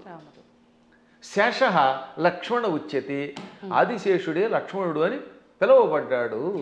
కాబట్టి ఇంకెక్కడ స్పష్టమైపోయిందా? అయినా సరే రాముడు కాదు ఉట్టి మనిషి అంటాడు అనుకోండి, అది వాడి కర్మ. గడ్డి పరకలు తినేవాళ్ళు అలాంటి మాటలు మాట్లాడతారు, అజ్ఞానంతో మాట్లాడేవాళ్ళు అలా మాట్లాడతారు. కానీ మనకి తెలుసు, అందుకే రామనామాన్ని ఎప్పటికి కూడా మనం స్మరించి గుడి కట్టి పూజిస్తున్నాం. అందువల్ల ఆయన ఏం చేశాడు, ఎలా చేశాడో తెలుసుకోవాలి, రాముడిలాగా నడుచుకోవడానికి ప్రయత్నించాలి. ఇంకా కృష్ణుడు చెప్పడమే ప్రారంభంలోనే విశ్వరూపంతో పుట్టుకొచ్చాడు. అసలు పుట్టడమే విశ్వరూపం. ఆ తర్వాత వెళ్ళి చిన్నపిల్లవాడు ఎన్నో లీలలు, అణువణువునా లీలలే. ఎన్ని చూపించాడో లీలలు లెక్కలేదు. ఒకసారి ఏమో మామూలుగా నేను చిన్నపిల్లాడిని అంటాడు, నాకు పెద్దవాళ్ళు మీరు దండం పెట్టడం ఏమిటంటాడు అని వెంటనే గోవర్ధన పర్వతం ఎత్తుతాడు. ఇది అక్రూరుడు వచ్చాడులేండి. అక్రూరుడు రాగానే, అక్రూరా నేను 8 ఏళ్ల బాలుణ్ణి, నువ్వేమో 40 ఏళ్ల వాడివి, నువ్వు పెద్దవాడివి, నాకు నమస్కారం చేయటం ఏమిటి అనగానే కాసేపు ఆయన భ్రమలో పడ్డాడు. వెంటనే వెళ్ళి యమునా నదిలో తన విశ్వరూపం చూపించాడు. వెంటనే తాను మరిచిపోయి స్తోత్రం చేసి, నేను పెద్దాడిని ఏంటి, నువ్వు పిల్లవాడు ఏమిటి, సమస్త లోకాలకి నువ్వే తండ్రి బాబోయ్ అన్నాడు ఆయన. ఇన్ని లీలలు చూపించిన పరమాత్ముడు. ఇటువంటి వాళ్ళు మనుషులు అంటే ఆ అన్నవాళ్ళ యొక్క విచక్షణ వదిలేయాలి తప్ప ఇంక మనం ఏం అనలేమంతే. గురుగారు, అంటే ఇది అంటే మూర్ఖంగా ఉంటుందేమో ప్రశ్న, కానీ మీరు ఇప్పుడు చెప్పిన దాంట్లోంచి నాకు అనిపించింది, అంటే ఆయన భగవంతుడే మానవుడిగా ఉండి మానవుడిగా నటించి ఆయన చేయాల్సిన కార్యం చెయ్యాలి అని చెప్పి, అంటే ఒక రకంగా ఇక్కడ వాళ్ళ అసలుని దాచేసి ఇంకో రూపంలో వచ్చి కార్యాన్ని నిర్వర్తించాలి. అక్కడ మోసం చేసినట్టేనేమో, అంటే మన మానవుల భాషలో భగవంతుడే మోసం చేశాడు, మరి నేనెందుకు చేయకూడదు, నేను మోసం చేస్తే తప్పంటారు, ఇది అధర్మం అంటారు అనొచ్చు కదండి. దానికి ఏం చెప్తారు? ఇప్పుడు మీరు మోసం చేశారు అనుకుందా, కాసేపు ఎవరిదో బ్యాంక్ అకౌంట్లో హ్యాక్ చేసి డబ్బులు లాగేశారు, అందుకే ఈ మధ్య నా అకౌంట్లో ఎవరికి ఇవ్వట్లేదండి. ఇప్పుడు ఇచ్చిన డబ్బుని మళ్ళీ మీరు రెట్టింపు ఇవ్వగలరా? కానీ శ్రీకృష్ణ పరమాత్ముడు కాసేపు మానవుడిలా నటించి కాసేపు మాయ చేశాడు, ఆ తర్వాత వాళ్ళని తీసుకెళ్ళి రక్షించాడు లేదా? వాళ్ళ గురువు గారిని కాసేపు నేను సామాన్య బాలుడిని అన్నట్టుగా నటింపజేసి కాసేపు మాయపుచ్చాడు. వాళ్ళ అబ్బాయిని బతికించి ఇచ్చాడా లేదా? అలాగే గోపాలకులంతా ఉన్నారు అక్కడ. వాళ్ళందరి దగ్గర కాసేపు చిన్నపిల్లాడిలాగా మాయపుచ్చాడు. కానీ కష్టం రాగానే ఇంద్రయాగం ఆపేసిన వెంటనే ఇంద్రుడు వర్షం కురిపించాడు హోరాత్రులు. అవునా? ఆ సమయంలో గోవర్ధన పర్వతాన్ని కుడి చేత్తో పైకెత్తి వాడిని రక్షించాడా లేదా? చిటికిన వేలుతో ఎత్తలేదు. చిటికిన వేలు, ఇంకేదో బొటన వేలు, వాడి మొహం, ఇలాంటివన్నీ ఎవడికి తోచింది వాడు చెప్తాడు. కరేణైకేన అన్నారు, అంటే ఒక చేత్తో, అది కూడా దక్షిణ హస్తేన 2 సార్లు వ్యాసుడు రాశాడు.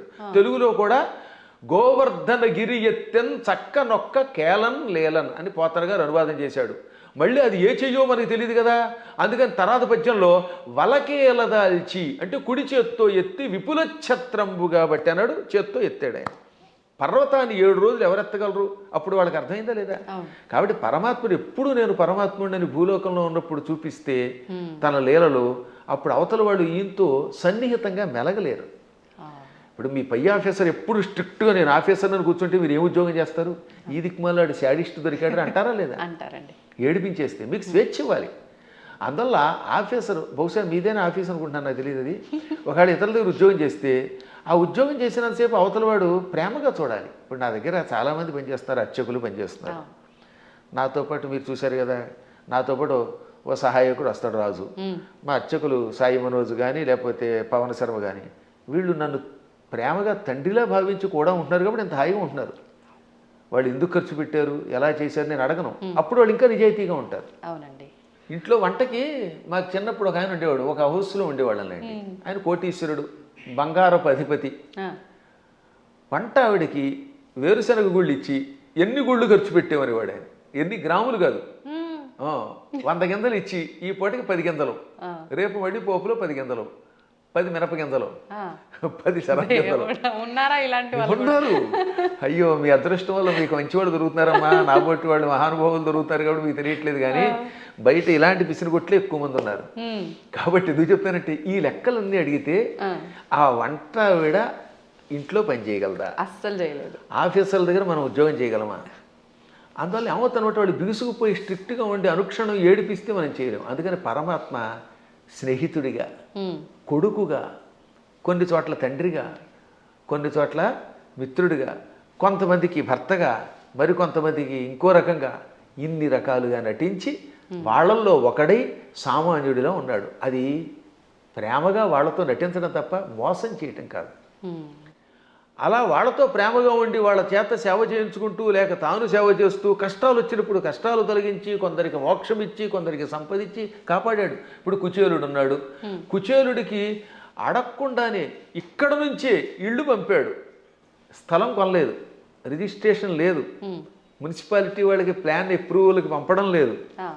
కుచేలుడి దగ్గర గుప్పుడు అడుగులు తినగానే అక్కడ ఆయన ఇంట్లో, కుచేలుడి యొక్క నగరాన్ని ఇప్పుడు పోరుబందర్ అంటారు, గాంధీ గారి కుటుంబానికి దగ్గరలోనే ఉంటుంది అది, ఆ ఆలయం ఎప్పటికి కూడా. అది కుచేలుడి ఇల్లు. 7 అంతస్తుల బిల్డింగ్ ఇచ్చేశాడు. అలా ఇవ్వగలిగితే అప్పుడు మనం చెయ్యాలి. అందువల్ల మనం మోసం చెయ్యడం ఎలాగా అనేది కథల్లో నేర్చుకుంటున్నాం, కానీ ప్రేమ చూపించడం, మహిమలు చూపించడం నేర్చుకోవట్లేదు. కాబట్టి శ్రీకృష్ణ పరమాత్ముడు చేసినట్టుగా మనం ఎక్కడ చేయగలుగుతాం? 16,000 మంది రాజకన్యకల్ని నరకాసురుడు జైల్లో పెట్టి హింసించి మానభంగం చేసి ఏడిపించాడు. పాపం దిక్కు లేకుండా అయిపోయారు. ఆ నరకాసురుడిని చంపాడు. చంపగానే ఆ చెరసాల్లో ఉన్న వాళ్ళంతా బయటకు వచ్చారు. ఇంటికి వెడితే మమ్మల్ని ఆదరించేవాళ్ళు లేరు. కొంతమందిని భర్తల్ని చంపి పట్టుకొచ్చాడు, తల్లిదండ్రులను చంపి కొంతమందిని పట్టుకొచ్చాడు. ఇలా రకరకాలుగా తీసుకొచ్చాడు, అత్యాచారం చేశాడు. ఇప్పుడు ఇంటికి వెళ్తే ఎవరు ఆదరిస్తారు? భర్తలా రానివ్వరు, తల్లిదండ్రులు ఉన్నారో లేదో తెలియదు, మాకు గౌరవం ఉండదు సంఘంలో. అందుకని మమ్మల్ని రక్షించమని మనస్సులో కోరుకుంటే ఈ 16,000 మందిని ఒకేసారి 16,000 మంటపాలు కట్టించి, 16,000 పెళ్లి మంటపాలు, వేదికలు కట్టించి 16,000 మంది మెడలో ఒకేసారి 16,000 రూపములతో మంగళసూత్రం కట్టి పెళ్లి చేసుకున్నాడు. ఇలా చేయమని చూద్దాం. నువ్వు కృష్ణుడిలాగా 16,000 మందిని పెళ్లి చేసుకుంటానంటే 16,000 మందికి ఒకేసారి తాళి కట్టగలవా? ఇన్ని మండపాలు ఒకేసారి ఏర్పాటు చేయగలవా? అందరి ఇళ్లలో ఉండగలవా? వాళ్ళందరినీ ఇలా గౌరవంతో కాపాడగలవా? చేయలేవు నీ మొహం. అందువల్ల కృష్ణుడితో పోల్చుకోవాలంటే నీ లెవెల్ అలా ఉండాలి. ఇంకొక విషయం చెప్పాలి ఇక్కడ. ఒక రోజున నారదుడు అంతటి వాడికి అనుమానం వచ్చింది. ఇందులో భాగవతంలోనే, మళ్ళీ ఇంకో పురాణం కాదు, భాగవతంలోనే ఒక రోజున నారదునికి కృష్ణుడి మీద అనుమానం వచ్చింది. ఏది ఇంత నిత్యం నారాయణ అని ఆయనకు కూడా మాయ. ఇదే మాయ అంటే. ఇప్పుడు మీరు నా ఎదురుగుండా కూర్చున్నా మీరు అప్పుడప్పుడు నన్ను కూడా సామాన్యుడని ఎలా మాయలో పడిపోతూ ఉంటారో అలాగా కృష్ణ పరమాత్ముడి నామస్మరణం చేసే నారదుడు కూడా కృష్ణుడిని సామాన్యుడు కదా, ఇంతమంది భార్యలతో ఎలా వేగుతున్నాడు, 16,108 మందితో ఎలా వేగుతున్నాడు పరిశీలించాలనిపించింది. ఇది మాయ అంటారు దీన్ని. అందుకని వెంటనే ముందు ఏం చేశాడు, రుక్మిణీ మాత ఇంటికి వెళ్ళాడు. రుక్మిణీదేవి ఇంట్లో ఇద్దరు రుక్మిణీదేవి గదిలో ఒక మంచం మీద కూర్చొని సరదాగా పాచికలు ఆడుకుంటున్నారు, జోదం ఆడుకుంటున్నారు. రావోయ్ నారద అన్నాడు ఆయన. ఓ నమస్కారం చేసి, ఇప్పుడు రుక్మిణి దగ్గర ఉన్నాడు కదా, ఇక్కడ నుంచి రెండో భార్య జాంబవతి దగ్గరికి వెడదాం. రెండో ఆవిడ జాంబవతి, 3 సత్యభామ. ఎందుకని శమంతకమణిని తీసుకురావడానికి వెళ్ళింది ముందు జాంబవతి దగ్గరికి, జాంబవతిని పెళ్లి చేసుకుని వచ్చాక ఆ తర్వాత సత్రాజిత్తుకి మణిస్తే 3వ భార్య సత్యభామ అయ్యింది. ఇప్పుడు ఏం చేశాడు, రెండో భార్య దగ్గరికి వెళ్ళాడు. అక్కడ కృష్ణుడు కనపడలేదు, జాంబవతి కనపడింది. అమ్మ జాంబవతి, ఈ కృష్ణుడు ఉన్నాడే ఆ రుక్మిణి దగ్గర అనేదో చెప్పబోతూ ఉంటే, ఏమిటి మహర్షి చెబుతున్నారు మావిడికి అని ఆవిడ పక్క నుంచి వచ్చేసాడు ఈయన. మా ఆయన ఇప్పటిదాకా నా పక్కనే ఉన్నాడు, నాకు జడేస్తున్నాడు, నువ్వేదో రుక్మిణి అంటున్నావు ఏమిటంది. అబ్బే లేదమ్మా, రుక్మిణి దగ్గరికి వెళ్లకుండా నీ దగ్గరికి వచ్చాడని చెప్పబోతున్నానని మాట మార్చి ఇక్కడి నుంచి సత్యభామ దగ్గరికి వెళ్ళాడు. అమ్మ సత్యభామ, నీకెన్ని కష్టాలు వచ్చాయి అనబోతూ ఉండగా, సత్యభామ ఏం కష్టాలు వచ్చాయి, మా ఆయన నాకు వంట చేసి పెడుతున్నాడండి. ఆ లోపల వంట చేసి పెడుతున్నాడు. ఇలా ఈయన రుక్మిణి, జాంబవతి, సత్యభామ, కాళింది, నాగ్నజితి, లక్షణ, సుదంత, భద్ర, ఈ 8 మంది పట్టమహిషులు, ఇంకా మిగిలిన 16,100 మంది, ఈ 8తో కలిసి 16,108. అందరి పేర్లు చెప్తాను, ఓ ఏడాది పడుతుంది మరి మీకు రాసుకోగలనండి వరసగా. వాళ్ళందరి పేర్లు నాకు తెలుసు, కంఠస్థం కూడా చేశాను. ఎవరికైనా ఓపిక ఉంటే ఓ ఎపిసోడ్ అంతా వాళ్ళ పేర్లు అలా చెప్పుకుంటూ వెళ్ళిపోతాను. ఒక్కొక్కళ్ళ పేర్లు 2 సుకేసిని, కేసిని, మంజస, సమంజస, పుంజస, ఇలా రకరకాల పేర్లు కొన్ని రిపీట్ అవుతూ ఉంటే కొద్ది తేడా ఉంటాయి. ఇంతమంది ఇళ్లల్లోనూ ఈ నారదుడు వెళ్ళడం, ఒక ఇంట్లో పాలు పితుకుతూ, ఓ చోట పాయసం చేస్తూ, ఓ చోట కాళ్ళు ఒత్తుతూ, ఓ చోట ఏమో ఇంకోటి చేస్తూ, ఓ చోట ఏమో ఇల్లు తుడుస్తూ, ఓ చోట సరదాగా ఆవిడతో పాచికలు ఆడుతూ, ఓ చోట ఏమో ఇంకో బంతి ఆడుతూ, అన్ని చోట్ల కనబడ్డాడు. పిచ్చెక్కిపోయింది నారదునికి. అంతే కదా మరి. ఇది భాగవతంలో నారదుడు కృష్ణుని పరీక్షించుట అనే ఘట్టంతో రాశారు భాగవతంలో. అప్పుడు ఆయనకి జ్ఞానోదయమై, నేను నిరంతర హరినామస్మరణం చేసిన వాడిని, నారాయణుడు సర్వాంతర్యామని తెలుసు. అసలు విష్ణు అనే శబ్దం మనకు అర్థం ఏమిటి, వ్యాపకశీలత్వాత్ విష్ణు, అంతటా వ్యాపించి నిండి ఉన్నవాడు గనక విష్ణు అని పేరు. ఆయన భక్తుణ్ణి ఆయన ఎక్కడున్నాడు, అక్కడున్నాడా లేదా అని పరిశీలించడం ఏమిటి అని అజ్ఞానంలో పడ్డానని గ్రహించి వెంటనే కాళ్ళ మీద పడి స్తోత్రం చేస్తాడు. అంటే నారదునికే మాయ కలిగితే ఇక మనకి రావడంలో ఆశ్చర్యం ఉంది. కాబట్టి అన్ని చోట్ల ఉంటాడు ఆయన. ఆయన స్థాయిని మనతో పోల్చుకుని ఆయనలా ప్రవర్తిద్దామంటే, పులిని చూసి నక్క వాతలు ఎట్టుకుంటే వాతలు మిగులుతాయి, ఉన్న చర్మం పోతుంది, కానీ పులి మచ్చలు రావు. గురుగారు, ఇప్పుడు మీరు చెప్పిన దాన్ని బట్టి కృష్ణుడు ఆయన భార్యలతో ఉన్నది ఒక ఉదాహరణగా మాకు అర్థమవడం కోసం చెప్పినా అది వినటానికి అయితే చాలా బాగుంది. ప్రస్తుత రోజుల్లో నిజంగా భార్యాభర్తల బంధం అలా లేదని చెప్పాలి. అంటే అందరూ అని కాదు, కొంతమంది ఒక మిత్రుల్లా ఉండాలి అంటే సమయానికి తగ్గట్టుగా ఇద్దరు భార్యాభర్తలు అన్యోన్యంగా అలా ఉండాలి, కానీ అలా ఉండట్లేదు. ఎందుకని అంటారు? ఇప్పుడున్న కారణం ఏంటి చెప్పమంటారమ్మా, అసలు సగం సినిమాలే పాడి చేస్తున్నాయి కొంత, ఇప్పుడు సినిమాలు మరికొంత. మనుష్యులలో ఆర్థిక స్వాతంత్రం వచ్చేసింది. పిల్లల్ని చిన్నప్పటి నుంచి గారంగా పెంచడం తల్లిదండ్రులు చేస్తున్నారు, సందేహం లేకుండా పెంచాలి. కానీ అదే సమయంలో భార్యాభర్తల బంధం ఒకరితో ఒకరు ఎంత జాగ్రత్తగా ఉండాలి, క్షణికోద్రేకాలతో కోపాలు తెచ్చుకొని తిట్టుకోకూడదు అనేది చిన్నప్పటి నుంచి చెప్పట్లేదు కదా. ఇప్పుడు పూర్వం రుక్మిణీ కృష్ణుల కథ, సీతారాముల కథలు చిన్నప్పటి నుంచి నూరిపోసి ఏదన్నా చిన్న చితక గొడవలు వస్తాయి. భార్యాభర్తలకు తగాదాలు లేకుండా ఎలా ఉంటాయి. సతీదేవి కూడా శివుడి మాట వినకుండా వెళ్ళిపోయిందా లేదా? ఒక్కసారి సతీదేవి శివుడు వద్దంటున్నా వినిపించుకోకుండా పుట్టింటికి చూడడానికి యజ్ఞానికి వెళ్ళింది, శరీరం విడిచిపెట్టింది. భర్తకు దూరం అయితే చివరికి మిగిలేదు అదే. డబ్బు సంపాదించవచ్చు, నువ్వు ఇంకేదైనా పలుకుబడుతూ ఉండొచ్చు, కానీ భార్యాభర్తలు ఇద్దరు ఐకమత్యంతో ఉండడం వల్ల వచ్చే ఆనందం వేరనే కథలు చెప్పేవారు పూర్వం. మా చిన్నప్పుడు ఇలాంటి కథలే చెప్పేవారు. అందువల్లే పూర్వం ఒకసారి పెళ్లి చేసుకుంటే యావజ్జీవితం వాళ్లే దంపతులు. ఇప్పుడు 16 రోజుల పండుగ గడిస్తే గొప్ప, తొలినాడు ఏదో హడావిడి, మలినాడు మడావిడి అన్నట్టుగా అయిపోతుంది. 16 రోజుల తర్వాత మళ్ళీ ఇద్దరు విడిపోతున్నారట. కొట్టుకోవడాలు, తిట్టుకోవడాలు, ఇవన్నీ కొంత తల్లిదండ్రుల యొక్క పెంపకం లోపం, కాల ప్రభావం, మీడియా ప్రభావం అన్నీ ఉన్నాయి, ఒకదాని మీద ఒకటి పడుతున్నాయి. కానీ దైవానుగ్రహం వల్ల మళ్ళీ పూర్వపు లక్షణం వస్తుందని నాకు నమ్మకం. అందువల్ల నా ఉద్దేశంలో చిన్నప్పటి నుంచి పిల్లలకి చక్కని కథలు చెప్పాలి. వస్తాయి తగాదాలనైనా, కానీ అయినా కలిసి ఉండండి. ఎప్పుడైనా భార్య కోపం వచ్చినప్పుడు భర్త తగ్గాలట, భర్త కోపం వచ్చినప్పుడు భార్య తగ్గాలి. ఈవిడేమో తోసుంటా అంది, ఈవిడ తోసుంటా అన్నాడు, ఇంకేముంది, రెచ్చిపోతే కొట్టుకుపోతారు. ఇంకా విడాక్ విడాక్ విడాక్ అయిపోయింది. దీనివల్ల ఏమిటి సాధిస్తున్నారు చివరికి? ఒక్క ఇంట్లో సుఖంగా ఉంటున్నారా? ఇవాళ కలియుగంలో గుండెకాయ లబ్ డబ్ అని కొట్టుకోవడం మానేసింది. పూర్వం గుండెకాయ లబ్ డబ్ అని కొట్టుకునేది, ఇప్పటికీ చేయేస్తే లబ్ డబ్ అని అంటుంది. కానీ లబ్బు పోయి డబ్బు డబ్బు డబ్బు అని కొట్టుకుంటుంది. అదొక జబ్బు కింద పట్టుకుంది. దాంతో కుటుంబాలు విచ్ఛిన్నం అయిపోతున్నాయి. అయినా మా అదృష్టం ఏంటంటే మేము పిల్లలకి చిన్నప్పటి నుంచి ఇచ్చిన సంస్కారం వల్ల మా పిల్లలు అలాగే చక్కగా కలిసి ఉంటున్నారు, మా అన్నదమ్ముల పిల్లలు కలిసి ఉంటున్నారు. అందువల్ల వీటిని మళ్ళీ ఆదర్శంగా తీసుకోవాలి. ఈ మధ్యన మా పురాణాలు విన్నాక చాలామంది మార్పు చెందుతున్నారు. క్షణికోద్రేకంతో విడిపోతే ఉంది. తల్లిదండ్రుల ప్రేమ పిల్లలకు ఉండదు. ఈ పిల్లలు మళ్ళీ పిశాచాల్లా తయారైపోతారు. వీళ్ళు కొట్టుకుంటారు, హత్యలు చేస్తున్నారు, చస్తారు, బాంబులు వేసుకుంటారు. చివరికి ఏం సుఖం? ఒకసారి ఆలోచించండి.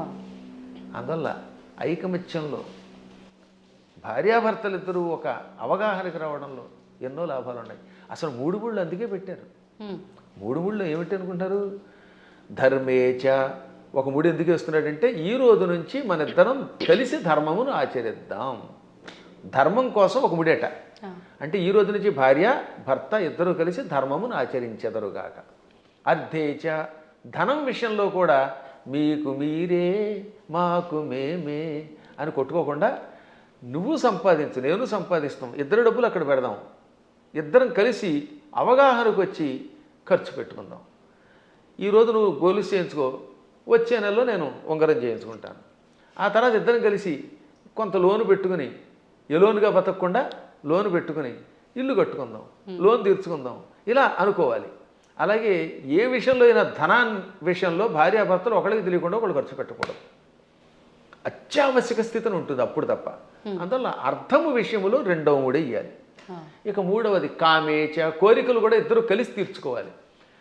ఆవిడికి దెబ్బకఠ దొంగల ముఠా సినిమా ఇష్టం, ఈయన గారికి ఏమో నాలాగే జయసింహ ఇష్టం.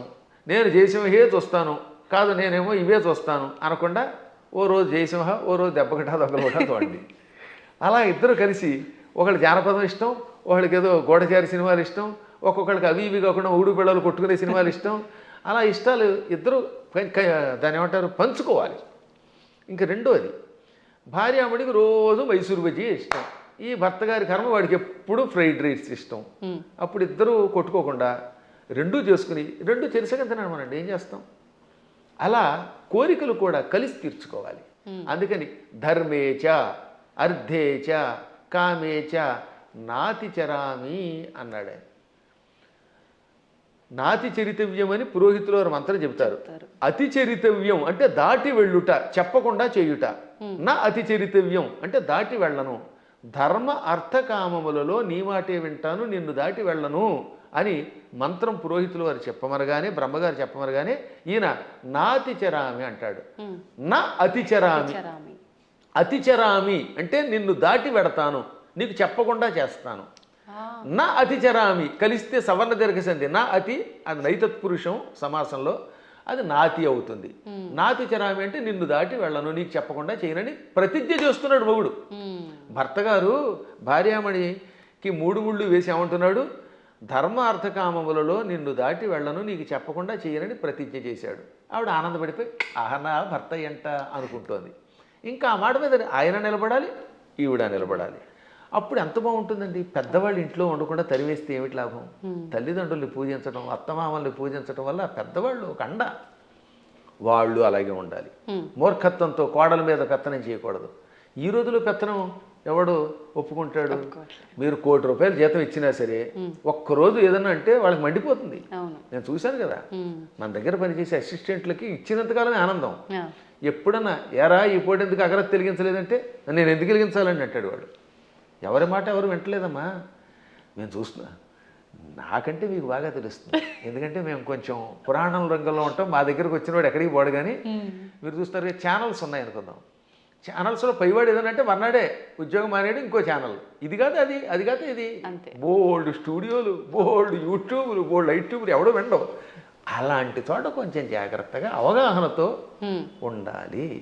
అప్పుడు కుటుంబాలు నిలబడతాయి, పిల్లలు బాగుపడతారు. మన పిల్లల కోసమైనా బాగుపడద్దా? గురుగారు, ఇప్పుడు మీరు ఇందాకే అన్నారు, నేను మళ్ళీ ఆ ప్రశ్నే అడుగుతున్నాను. అంటే పెంపకం కరెక్ట్గా లేదు అని అంటే, మిగతా మతాలలో కనుక తీసుకుంటే చిన్నప్పటి నుంచే వాళ్ళ గ్రంథాలని, ఆ గ్రంథంలో ఉన్న జ్ఞానాన్ని వాళ్ళకు చదువు తర్వాతో చదువుకి ముందర ఒక గంట అదే ఒక క్లాస్ లాగా పెట్టి అలాంటివి చేపించే విధానం చూస్తున్నాం. మన దగ్గరకు వచ్చేసరికి ఈ మధ్య కాలంలో ఎక్కువగా ఇలాంటి పెద్దవాళ్ళు చెప్తుంటే వింటున్నారు. అది ఎంతవరకు వింటున్నారు, ఎవరు వింటున్నారు అంటే పెద్దవాళ్ళే వింటున్నారు. దానికి గంట అరగంట చెప్పడం కదా, వాళ్ళు క్రూరత్వం నేర్పిస్తారు చిన్నప్పటి నుంచి. అది తప్ప ఇంకోటి లేదు. కొన్ని మతాలు ఉన్నాయి, వాడి మతం పొద్దు నుంచి సాయంత్రం దాకా నూరిపోయటం, తేడా వస్తే ఇతర మతస్థుల్ని చంపడానికి ప్రయత్నిస్తారు. అంత మూఢత్వంతో బోధించవలసిన అవసరం కలియుగంలో మనకు కూడా వచ్చింది. ఇప్పుడు మనం బోధించట్లేదు. పిల్లలు బొట్టు పెట్టుకోకపోతే ఒప్పుకుంటున్నాం మనం, పిల్లలు గొడ్డలిప్పు తిరుగుతామంటే తిరుగు అంటున్నాం మనం. స్వేచ్ఛ కాదనట్లేదు, ఎవరి బట్టలు వాళ్ళవే, కానీ కొంతైనా మనల్ని రక్షించుకునేలా చేసుకోవాలి. ఇప్పుడు ఎవరి స్వేచ్ఛను ఎవరు కాదంటారు, ఎవరి ఇష్టమైన బట్టలు వాళ్ళే కట్టుకుంటాం. నాకు కాషాయమే ఇష్టం, నేను ఒక రకమైన సన్యాసి జీవితం గడుపుతున్నాను, కుటీచక జీవితం అంటే అది నేను ఎలా చేస్తాను, మీరు అలా చేయండి కాదని అంటారు. కానీ కొంత జాగ్రత్త వహించాలి. అందుకని చిన్నప్పటి నుంచి పిల్లలు ఏం చేయాలంటే, మనం మన పిల్లల మీద ఎంత ప్రేమ ఉన్నా బొట్టు పెట్టుకోకపోతే, విభూతి పెట్టకపోతే, లేదా నీ సంప్రదాయంలో ఊర్ధ్వపుండ్రం పెట్టకపోతే ఆ పూట అన్నం పెట్టకు. కఠోరంగా ఉండాలి వాళ్ళలాగే, ఇతరులాగే. అలా అన్నం పెట్టే ముందు బొట్టు ఉంటేనే అన్నం పెట్టామనుకోండి, వాడు చిన్నప్పటి నుంచి బొట్టు పెడతారు. కానీ మనం అబ్బబ్బా సర్వమత సమానత్వం అంటే ఎక్కడ సర్వమత సమానత్వం? వాడు ప్యాంట్ లిపి కాల్చి చంపేశారు మొన్న పెహల్గాంలో. అంత క్రూరత్వంగా ఉంటున్నారు వాళ్ళు. కాబట్టి చిన్నప్పటి నుంచి మనం కూడా నేర్పవలసిందే. ప్రతిదినము భారత భాగవత కథలు, శివాజీ మహారాజు లాంటి వాళ్ళ కథలు చెప్పవలసిందే. ప్రతిదినము ఏదో ఒక స్తోత్రం ఎంతోసేపు చదవవలసిందే. అది చదివితేనే వాడు స్కూల్కి వెళ్ళాలి, అది చదివితేనే వాడికి అన్నం పెట్టాలి, అది చదివితేనే వాడికి ఏదైనా చేయాలి. అది చదవనంత వరకు వాడికి టీవీ కూడా పెట్టకూడదు. ఇలా మనం 10 ఏళ్ళు అలవాటు చేసామనుకోండి చిన్నప్పుడు, ఇంకా తర్వాత వాడు అలవాటు అయిపోతాడు. మా చిన్నప్పుడు మా నాన్నగారు పురాణములు చెబుతూ ఉంటే, ఆయన మంచి కంఠంతో చక్కగా స్పష్టంగా చెబుతూ ఉంటే విని మేము ఇంకా అక్కడ దాని మీద ఆసక్తి పొందామా లేదా? అవునండి. అందువల్ల తల్లిదండ్రులు పిల్లలకి అది నేర్పాలి. ఇప్పుడు ఈ మతమును, మన మతమును మన పిల్లలకి నేర్పడం అనేది ఉందే, అది ఇంకో దానికో కాదు, కనీసం బ్రతకడానికి అవసరం అయిపోయింది. నువ్వు బతకాలంటే నేర్చుకోవాల్సిందే, లేదా ఆ మతం మారు, లేదా చంపేస్తాడు. భవిష్యత్తులో ఒకటే, నీ మతమును అనుసరించి నువ్వు గట్టిగా నిలబడకపోతే వాళ్ళ మతంలోకైనా వెళ్ళాలి, లేదా వాళ్ళ చేతిలో చావాలి. రెండే మిగిలాయి. చావలేం, ఆ మతంలోకి మారలేము, మధ్యలో బతకడానికి లేదు. కాబట్టి హిందువులారా, ఎవరేమనుకున్నా సూటిగా స్పష్టంగా మీకు చెబుతున్నాను, హిందువుల ఐకమత్యంతో ఉండడం ఇప్పుడు వాళ్ళ బ్రతుకు కోసం అవసరం. మీరు మీ పిల్లలకి చిన్నప్పటి నుంచి మన ధర్మాన్ని నూరిపోయండి, మన గురువుల దగ్గరికి తీసుకెళ్ళండి, ఆలయాలకి తీసుకెళ్ళండి. శని ఆదివారాలు వచ్చాయంటే వెళ్ళి తెరవలసిందే గుడికి. మీ పిల్లలకి బొట్టు పెట్టుకోకపోతే, రామ అనకపోతే, కృష్ణ అనకపోతే, శివ అనకపోతే అన్నం పెట్టకండి. అలా నేర్పకపోతే భవిష్యత్తులో మీకు ఏ విధమైన దిక్కు ఉండదు, మిమ్మల్ని రక్షించేవాడు లేడు. బాగుపడతారా? నా మాట వినండి, లేదా పొండి కర్మపుణ్యం పాలై అని ఎంత గట్టిగానో చెబుతున్నానమ్మా. ఇటువంటివి చాలా అవసరం. ఇవాళ మీ బొట్టు వాళ్ళు ఇంకా ఈ ధర్మాన్ని ప్రోత్సహిస్తున్నారు కనుక. గురుగారు, ఇప్పుడు మీరు చెప్పారు బొట్టు పెట్టుకోమని మీ పిల్లలకు నేర్పండి అని. ఇప్పుడు మా జనరేషన్ వాళ్ళని తీసుకుంటే మీరు చెప్పేవి వింటే మాకు కొన్ని అర్థమవుతాయి, కొన్ని అంతవరకే మాత్రమే తెలుసు, మాకు ఆ జ్ఞానం మాత్రమే, దానికి ముందర వెనక ఇంకేముందనే తెలియదు. ఇప్పుడు అన్నారు బొట్టు పెట్టుకోవాలమ్మా, అది మన ధర్మం అని చెప్పి, నేను వెళ్ళి ఇప్పుడు అదే సేమ్ నా పిల్లలకి చెప్పాను అనుకోండి, అవును బొట్టు పెట్టుకోవడం మన హిందూ ధర్మంలో ఉంది, అసలు ఎందుకు పెట్టుకోవాలి, దాని వెనకాల రీజన్ ఏంటి అడిగితే మా బోటి వల్ల అసలు మేము చెప్పలేకపోతున్నాము. ముందు ఒకటి చెప్పండి వాళ్ళకి, ఇప్పుడు ఆ పెహల్గాంలో ఎందుకు కాల్చేశారు? వాళ్ళ మతంలో లేరని, అంతేనా? దానికి ఏమన్నా రీజన్ ఉందా? ఇప్పుడు నువ్వు బొట్టు పెట్టుకుంటూ ఇలా ఐకమత్యంతో 10 మంది కలిసి ఉండకపోతే రేపు పొద్దున్న నువ్వు మా వాడివి కాదని చంపేస్తారు. కాబట్టి ఒకటి, ముందు మన ధర్మం బతకడానికి అవసరం చెప్పండి. రెండోది, ఈ కనుబొమ్మల మధ్యలో బొట్టు పెట్టుకుంటే ఒకటి అందం. ఇప్పుడు మీరు ఆ కాస్త బొట్టు తీసేసి ఉంటే మీ మొహం చూడలేం, అదో రకంగా కనపడతారు, పిశాచపు మొహంలో ఉంటుంది. బొట్టు పెట్టుకుంటే సౌందర్యం, తర్వాత ఈ కనుబొమల మధ్యలో జ్ఞాపక శక్తి పెంచడానికి చాలా ఉపయోగపడుతుంది. రోజు నిత్యం ఈ చూపుడు వేలుతోటి బొట్టు పెట్టుకోగా ఆ ఒత్తిడికి జ్ఞాపక శక్తి పెరుగు చురుకుతనం పెరుగుతుంది. కొంతకాలం అబ్జర్వ్ చేయండి మీరే. ఇప్పుడంటే కెమికల్స్ వచ్చాయి, స్టిక్కర్స్ వచ్చాయి, కానీ పూర్వం కుంకుమ అంటే కుంకుమ పెట్టుకుంటే దానివల్ల ఆడవాళ్ళలో ఒక రకమైన జ్ఞాపక శక్తి, ఇంట్లో ఏ మూల ఏ వస్తువు పెట్టినామో వాళ్ళకి గుర్తున్నట్టుగా ఎవరికి ఉండదు. పోపుల డబ్బాలో ఫలానా దాంట్లో కందిపప్పు ఉంది, దాంట్లో పెసరపప్పు ఉంది, ఆవాలు ఉన్నాయని ఎలా గుర్తుపెట్టుకున్నారమ్మా వాళ్ళు అవధానులు. మేము పద్యాలు గుర్తుపెట్టుకున్నట్టుగా అది బొట్టు వల్లే వస్తుంది. జుట్టు చక్కగా కొబ్బరి నూనె రాసుకుని దువ్వుకుంటూ ఉంటే జుట్టు ఊడిపోకుండా ఉంటుంది. ఇప్పుడు కొబ్బరి నూనె ఎందుకు రాసుకోవాలంటున్నారు? అందుకని కొబ్బరి లేదు, రబ్బరి లేదు, శుభ్రంగా నున్నగా అయిపోతుంది. దానికోసం బోడు ఖర్చు పెడుతున్నారు. అవునా? కాబట్టి పేలు పట్టకుండా ఆరోగ్యంగా ఉండదు, తలనొప్పి తగ్గుతుంది. ఇప్పుడు మీకు తలనొప్పులు ఎక్కువ ఎందుకు వస్తున్నాయంటే కేవలం నూనె రాసుకోకపోవటం, వారానికి ఒకసారి కుంకుడుకాయలతో తలంటుకుపోవడం వల్ల హెడ్ఏకులు వచ్చి దానికోసం మందులు వాడి, ఈ మందుల వల్ల ఇంకో రోగం వచ్చి మోకాలు నొప్పి వచ్చి మోచేయి నొప్పి వచ్చి గట్టిగా నడవలేరు, కూర్చోలేరు. అందుకని లిఫ్ట్లు పెట్టవలసి వస్తుంది. మేము పైకి కిందకి 4 అంతస్తులు రోజుకి 8 సార్లు ఎక్కుతాను దిగుతాను. నేను ఇంతవరకు లిఫ్ట్ ఎక్కలేదు తెలుసా? ఇప్పుడు మీరు పైకి వచ్చిన ఈ భవనంలో నేను ఇంతవరకు లిఫ్ట్ ఎక్కలేదు ఒక్కనాడు కూడా. నేను ఒకడికి లిఫ్ట్ ఇవ్వాలి కానీ నాకు ఒకటి లిఫ్ట్ ఇవ్వడం ఏమిటి యంత్రం. అందువల్ల నేను నడిచి వస్తున్నాను. అది కారణం ఏంటంటే తలంటుకోవటం, కొబ్బరి నూనె రాసుకోవటం, ఒంటికి అప్పుడప్పుడు తైలమర్దనం చేసుకుని శుభ్రంగా అభ్యంగన స్నానం చేయటం, బొట్టు పెట్టుకోవడం, ఈ సంప్రదాయాలు ఆరోగ్యాన్ని ఇస్తాయి. మన సంప్రదాయాలన్నీ ఆరోగ్య సూత్రాలే. మన తలలో ఉన్నటువంటి బ్యాక్టీరియాని చంపి ఆ చేదు, కుంకుడు చేదు బట్టతలు రాకుండా కాపాడుతుంది. రెగ్యులర్గా కుంకుడుకాయతో వారానికి 2 సార్లు 1 సారి స్నానం చేయండి, జుట్టు వస్తుంది. షాంపూలు పెట్టండి, వెంటనే ముందు తెల్లని రంగు క్యాంప్ వేస్తుంది షాంపూ వల్ల, అందుకే తెల్లబడిపోతాయి. ఆ తర్వాత ఈ తెలుపు బాగు చేయడానికి మళ్ళీ రంగు వేయాలి. ఆ రంగు వేసేసరికి మొత్తం జుట్టు ఊడిపోయి చుట్టూతో 4 వెంట్రుకలు దానికి రంగు వేయటం, లేదా మళ్ళీ విగ్గులు పెట్టుకోవడం, ఎన్ని గొడవలు వస్తున్నాయి. కాబట్టి మన సంప్రదాయంలో అన్ని ఆరోగ్యానికి పనికొచ్చేవి. అయినా కొన్ని విషయాల్లో ఇంకెందుకని అడగకూడదండి. నేను ఎందుకు పుట్టానంటే ఏం చెబుతావు? మనం పుట్టామా లేదా? ఆ పుట్టడానికి మన కారణం మన చేతిలో లేదు. అది మన కర్మ ఏది ఉందో మనకు తెలియదు. కాబట్టి నువ్వు ఎందుకు పుట్టావు, నువ్వు ఎందుకు అన్నం తింటావు, అన్నం తిన్నంతకాలం, నువ్వు పుట్టినంతకాలం, నువ్వు ఆ పరిగెడుతున్నంతకాలం నువ్వు ఒట్టెట్టుకోవాల్సిందే. కొన్నింటికి ఇంక లేదు, నువ్వు లాగి కొట్టించుకోవటమే. దెబ్బ కనపడుతుందా? దేవుడు ఎక్కడున్నాడో చూపించమని అడిగట్టు వెనకడికి. లింగ పురాణంలో ఒక నాస్తికుడు వచ్చి దేవుడు లేడు, ఉంటే చూపించన్నట్ట. వెంటనే గురువుగారు లాగ్ గోపేదుడు కొట్టాడు. బాబోయ్ అన్నాడు. ఏం బాబోయ్ ఎందుకు అన్నావంటే బాధ అన్నాడు. ఏది బాధ చూపించన్నాడు. లాగ్ గోపేది కొడితే బాధ కలిగింది అన్నాడు. బాధ ఏది చూపించంటే బాధ ఎలా చూపిస్తామండి, లోపల ఉంటుందన్నట్ట. అలాగే దేవుడు కూడా అంతటా ఉన్నాడురా. ఈ బాధలో, ఆనందంలో, వెలుతురులో, జలంలో ఉన్నది ఆ చైతన్యమే. అది లేకుండా పుట్టావు, లేకపోతే ఎముకల పోగు. ఆ ఎముకల పోగు మీద మళ్ళీ రకరకాల నరాలు, ఆ నరాలను అంటి పెట్టుకుని చీము, నెత్తురు, మాంసం, కండరాలు, మోకాళ్ళల్లో గుజ్జు, మోచేతుల్లో గుజ్జు, కళ్ళల్లో, గుడ్లల్లో చూపు, ఇవన్నీ పెట్టి పైన చర్మం పెట్టి ఓ సౌందర్యం ఇచ్చాడు ఈ శరీరానికి. ఒక్కసారి ఆశ్చర్యంగా ఉంటుంది మనకి. దీని కింద ఎన్ని నాడులు, మనం తిన్న అన్నం గిలకొట్టబడి జీర్ణమై రక్తంగా మారుతుందా, ఆ రక్తం వీటన్నిటికుండా ప్రవహిస్తున్నదా. అసలు ఎంత అద్భుతమైన యంత్రం. ఈ యంత్రాన్ని ఇంకెవడన్నా రీప్లేస్ చేయగలడా? మోకాళ్ళ చెప్పులు మారిస్తే ఒరిజినాలిటీ ఎక్కడ ఉంటుంది? వంగలేవు, కూర్చోలేవు నువ్వు. ఈ ముక్కు మారిస్తే దీంట్లో ఉన్న ఉండవు. ఇటువంటి శరీరం ఒక్కసారి స్తంభించిపోతే ఎందుకు పనికిరాకుండా అయిపోతే అది ఎందుకు పనికిరాకుండా కుళ్ళిపోతుంది. మళ్ళీ దీన్ని కుళ్ళిపోయి పాడైపోవడానికి వీలుగా లోపల బ్యాక్టీరియా పెట్టాడు. పురుగులు వచ్చి తగలబెట్టకపోతే, కాల్చకపోతే, ఈ శరీరం కొంతకాలం అలా మూలండిపోతే లోపల కొత్త పురుగులు పుట్టి దీన్ని తినేసి మళ్ళీ అవి నాశనం అయిపోతాయి. శుద్ధి చేసి వెళ్ళిపోతున్నది. అటువంటి ఈ అస్థిపంజరాన్ని, దీని మీద ఇన్ని రకాలైన విశేషాలని పెట్టి సృష్టి కొంతకాలం నడిపిస్తూ మళ్ళీ వీడు వెళ్ళిపోయాక ఎక్కడికి వెళ్ళాడో తెలియకుండా చేసే అపూర్వమైన ఆ అద్భుత దివ్యశక్తే పరమాత్మ అంటే. కాబట్టి వాడు అంతటా ఉన్నాడు. పిల్లలకి పిడివాదం కాకుండా చిన్నప్పటి నుంచి కనుక నేర్పితే 8 ఏళ్ళు వచ్చాక మనం నేర్పలేము. బై బర్త్ చిన్నప్పటి నుంచి బొట్టు, బొట్టు, కట్టు, వాడికి స్తోత్రాలు నేర్పాలి. ఇప్పుడు నేను ఉదాహరణ చూస్తాను. మా మనవడు ఉన్నాడు, మా మనవరాలు ఉండేది. వాళ్ళు రామ అనకుండా అన్నం తినరు. వాళ్ళ అమ్మ నాన్న అలా పెంచుతున్నారు.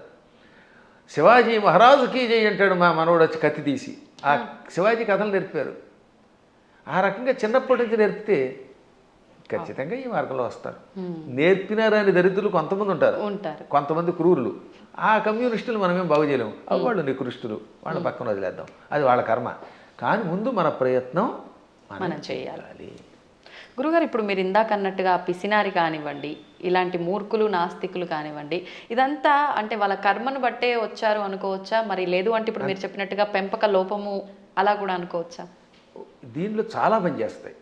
పెంపకంలో కొంత లోపం, వాళ్ళ పూర్వకర్మలు కొన్ని, చుట్టుపక్కల వాతావరణం కొన్ని, పరిస్థితులు కొన్ని, ఇవన్నీ కర్మల యొక్క ఫలితాలు. అందుకే కొంతవరకు మనం మన ప్రభావంతో మార్చొచ్చండి. చెప్ప కొంత మారుతారు, అంతా మారదు. కానీ అలాగే కొన్ని చూడగా ఎప్పటికో కొంతమంది మారుతారు. కొన్ని పుట్టుకతో వచ్చే దరిద్ర లక్షణాలు ఉంటే అవి చచ్చేదాకా మారవు. అందుకే వాటిని ఏమంటారు? నైసర్గికములు అంటారు. నిసర్గ అంటే బై బర్త్ వచ్చేదాన్ని. పూర్వం మీరు ఎప్పుడన్నా సోషల్ స్టడీస్ చదివితే భారతదేశానికి నైసర్గికంగా హద్దులే ఉన్నాయి అంటే ఏంటి? సహజంగా ఏర్పడినవి అని అర్థం. కాబట్టి నిసర్గ అంటే పుట్టుకతో వచ్చే సహజ లక్షణము. అటువంటి లక్షణాలకి అన్నీ పోవుగానే కొంతవరకు మార్చచ్చు. నాస్తికులు కూడా చివరిలో మారినవాళ్ళు లేరు. కొంతమంది పేరు కమ్యూనిస్టులు, మా ఆవిడ రమ్మందండి అని మళ్ళీ ఏడుకొండల దగ్గరికి వెళ్ళడం. అందువల్ల వాళ్ళ ఆవిడ రమ్మన్నా కదా, వీడికి లోపల ఎంతో కొంత భయం ఉంటుంది. దొంగ కనపడ్డావు, అది సంఘంలో ఒకసారి అందులోకి వెళ్ళాక ఆ ముద్ర ఎంచుకుని దానికోసం అలా ఏడుస్తారు. కానీ లోపల వాళ్ళకి పీకుతుందమ్మా. ఇంతెందుకు, నేను ఎరిగి నాతో క్లాస్మేట్ ఉండేవాడు, పక్కా కమ్యూనిస్ట్ అనేవాడు. ఓ రోజు గుండు కొట్టించుకొచ్చాడు. ఏమిటంటే తిరుపతి వెళ్ళాట. ఎందుకంటే ప్రపంచ నాస్తిక సభలు దిగ్విజయం అయితే గుండు కొట్టించుకుంటానన్నట్టు. అది వ్యవహారం. కాబట్టి ఇలాంటి వాళ్ళు కూడా ఉంటారు. అది పూర్వం ఒక సామెత ఉండేది, round at stage, flat at home అని. అంటే భూమి గుండ్రంగా ఉందనేమో వేదిక వచ్చి చెప్తాట, ఇంట్లోకి వచ్చాక లేదు బల్లపరుపుగా ఉందంటాట. అంటే ఇంట్లో ఒకటి బయట ఒకటి అనమాట. బయట 4తోటేమో round at stage, flat at home అని మా చిన్నప్పుడు సామెత ఉండేది. ఇది వేదికల మీద పూర్వం ఇంగ్లీష్లో మాట్లాడేవారు కదా, వాళ్ళు ఇలా మాట్లాడేవారు అనమాట. అప్పట్లో ఇంగ్లీష్ వాళ్ళ టైంలో అంతా ఇంగ్లీషే ఉపన్యాసం. ఆ ఉపన్యాసాల్లో చిలకవర్తి లక్ష్మీ నరసింహం గారి దగ్గరికి ఒక ఆయన వచ్చాడు. ఆయన పేరు బిపిన్ చంద్రపాల్. బిపిన్ చంద్రపాల్ ఉపన్యాసంలో మాట ఇప్పుడే చెప్పింది. ఆయన ఇంగ్లీష్లో అనర్గళంగా మాట్లాడుతూ, హిందువులు అలా చేస్తున్నారు, బయటకు వచ్చినప్పుడు ఒక రకంగా, ఇంట్లో ఉన్నప్పుడు ఒక రకంగా ఏడుస్తారు, అలా ఉండకండి, ఇంట్లోనూ బయట హిందువుల్లో ఉండండి అని చెప్పడానికి ఆయన మంచి మాట చెప్పాడు ఆయన. కాబట్టి మనం ఏది నమ్మేమో అది చెయ్యాలి చివరిదాకా. అజ్ఞానంతో కూడినవి చేయకుండా ఉండాలి. సరే, ఏది ఏమైనప్పటికీ ముందు పిల్లల్ని మన మార్గంలో మనం పెంచుతామమ్మా. విన్నారా బాగుపడతారు, వినకపోతే మనం ఏం చేయగలుగుతాం? గుర్రాన్ని తీసుకెళ్ళగలం, మంచినీళ్ళు తాగించలేం కదా. అందువల్ల అలా చేయడానికి ప్రయత్నిద్దాం. మళ్ళీ భగవంతుడు అనుగ్రహించినప్పుడు ఇంకోసారి కలుసుకుందాం. గురుగారు, ఒక చిన్న సందేహం. క్రిందటిసారి మనం చేసిన వీడియోలో విశుక్ర ప్రాణహరణ వారాహి వీర్యనందిత అని చెప్పి మీరు శ్లోకం చెప్పడం జరిగింది లలితా సహస్రనామాల్లోంచి. అది చాలామంది విషంగ ప్రాణహరణ అని చెప్పి కామెంట్లలో కూడా పెట్టడం జరిగింది. అసలు ఏంటండి వాస్తవం ఏంటి? ఇక్కడ 2 రకాలు. అది జ్ఞానంతో పెడితే పర్వాలేదు, ఎవడో చెప్పింది విని పెడితే అది వాడి కర్మ, మనం ఏం చేయలేం అనుకోండి. లలితా సహస్రనామానికి వ్యాఖ్యానం రాయాలంటే ముందు వాడికి స్వతసిద్ధమైన ఉపాసన ఒకటి ఉండాలి. ఏముండాలి? ఉపాసన. 2 సంస్కృత పాండిత్యం ఉండాలి. ఈ 2 లేని వాడు వ్యాఖ్యానం చేస్తే మనం పట్టించుకోక్కర్లేదు. ఆ తప్పు అన్నారనే, ఆ తప్పు అన్నవాడు వాడు తప్పుడు మనిషి. ఆ తప్పు కాదు, పాఠాంతరం అనాలి. దాన్ని ఏమనాలి? పాఠాంతరం. కొంతమంది ఇది తప్పండి అని. ఇంతకీ ఇది మీరు ఎప్పుడు నన్ను అడిగింది ఏంటంటే వారాహి దేవత గురించి అడిగారు. అందులో భాగంగా ఈ నామానికి కూడా అర్థం చెప్పాను. విశుక్ర ప్రాణహరణ వారాహి వీర్యనందిత అని లలితా సహస్రనామంలో ఒక నామం ఉన్నది. అవునా? అవునండి. 76వ నామం కదా అది. నామం సంఖ్య మనం పెద్దగా అంతగా పట్టించుకోకలేదు. 76 76. అయితే గురువు గారికి జ్ఞాపశక్తి బాగానే ఉంది. దానికి ముందు మంత్రిణ్యంబా విరచిత విషంగ వధతోషిత. దీనిలో కొంతమంది పాఠాంతరంలో ఏమన్నారు, అందుకే అన్యత్రేణ అంటాడు అక్కడ. అన్యత్రేణ అంటే మరొక చోట వ్యాఖ్యానం రాసేవాళ్ళు విశుక్ర ప్రాణహరుడు బదులుగా విషంగ ప్రాణహరణ వారాహి వీరనందిత అని కూడా ఉన్నది, కానీ అది సరికాదు అని మహాత్ములు చెబుతారు. అది పాఠాంతరం. ఎవరో ఉపాసకులు అలా ఊహించుండొచ్చు. కానీ విశుక్రకి వీర్యానికి ఉన్న సంబంధం తెలుసుకోవాలి, సంప్రదాయం తెలియాలి. దానికంటే ముందు నేను లలితా సహస్రనామానికి భాష్యం రాశాను ఐశ్వర్యోగం అనే పేరుతో. నేను విశుక్ర ప్రాణహరణ వారాహి వీరనందిత అనే పాఠాంతరమే స్వీకరించాను. మాకు ముందు శ్రీ చంద్రశేఖర భారతీ స్వామి వారు ఉన్నారు. వారు ఎవరో తెలుసుకో మీకు? శృంగేరి పీఠాధిపతులు. ఇప్పుడున్న శృంగేరి పీఠాధిపతులు భారతీ తీర్థస్వామి వారు, ఉత్తర పీఠాధిపతులు శ్రీ విధుశేఖర భారతీ స్వామి వారు. ఈ భారతీ తీర్థస్వామి వారికి ముందు అభినవ తీర్థ మహాస్వామి వారు ఉండేవారు. వారికి ముందు శ్రీ చంద్రశేఖర భారతీ స్వామి వారు. అర్థమైందా? అర్థమైంది గురుగారు. ఆ స్వామి వారి దగ్గర మేము దీని ప్రస్తావన మా నాన్నగారు తీసుకొచ్చారు. నేను లేదు, నేను వెళ్ళింది భారతీ తీర్థస్వామి వారు చూశాను, అభినవ తీర్థస్వామి వారు కూడా చిన్నప్పుడు చూశాను, నాకు పెద్ద తెలియదు. భారతీ తీర్థస్వామి వారు మహానుభావులు, అజ్ఞానాంజాహ్నవీ తీర్థమే అయిన ఆ మహాత్ముల ఆశీస్సులు నాకు చాలాసార్లు లభించాయి. నేను దాదాపు అందరి పీఠాధిపతుల దగ్గరికి వెళ్ళాను ఉపాసన విషయం తెలుసుకోవడానికి. ఇప్పుడు కంచిపీఠం శ్రీ విజయేంద్ర సరస్వతి స్వామి వారు నేను కనబడితే గుర్తుపెట్టేస్తారు. మొన్న కూడా ఇక్కడ పురాణం చెబితే ప్రత్యేకంగా ఇచ్చారు. అసలు ఎంత గొప్ప అద్భుతమైన మనిషి అంటే ఆయన. మనిషి అంటే అది ప్రేమగా అంటున్నాను తప్ప సద్గురువు. విజయేంద్ర సరస్వతి స్వామి వారు కంచిపీఠాధిపతులు. ఇప్పుడు మేము 2012వ సంవత్సరంలో, ఎప్పుడు 2012 అంటే 13 ఏళ్ల క్రితం కంచిలో పురాణం చెప్పాను నేను.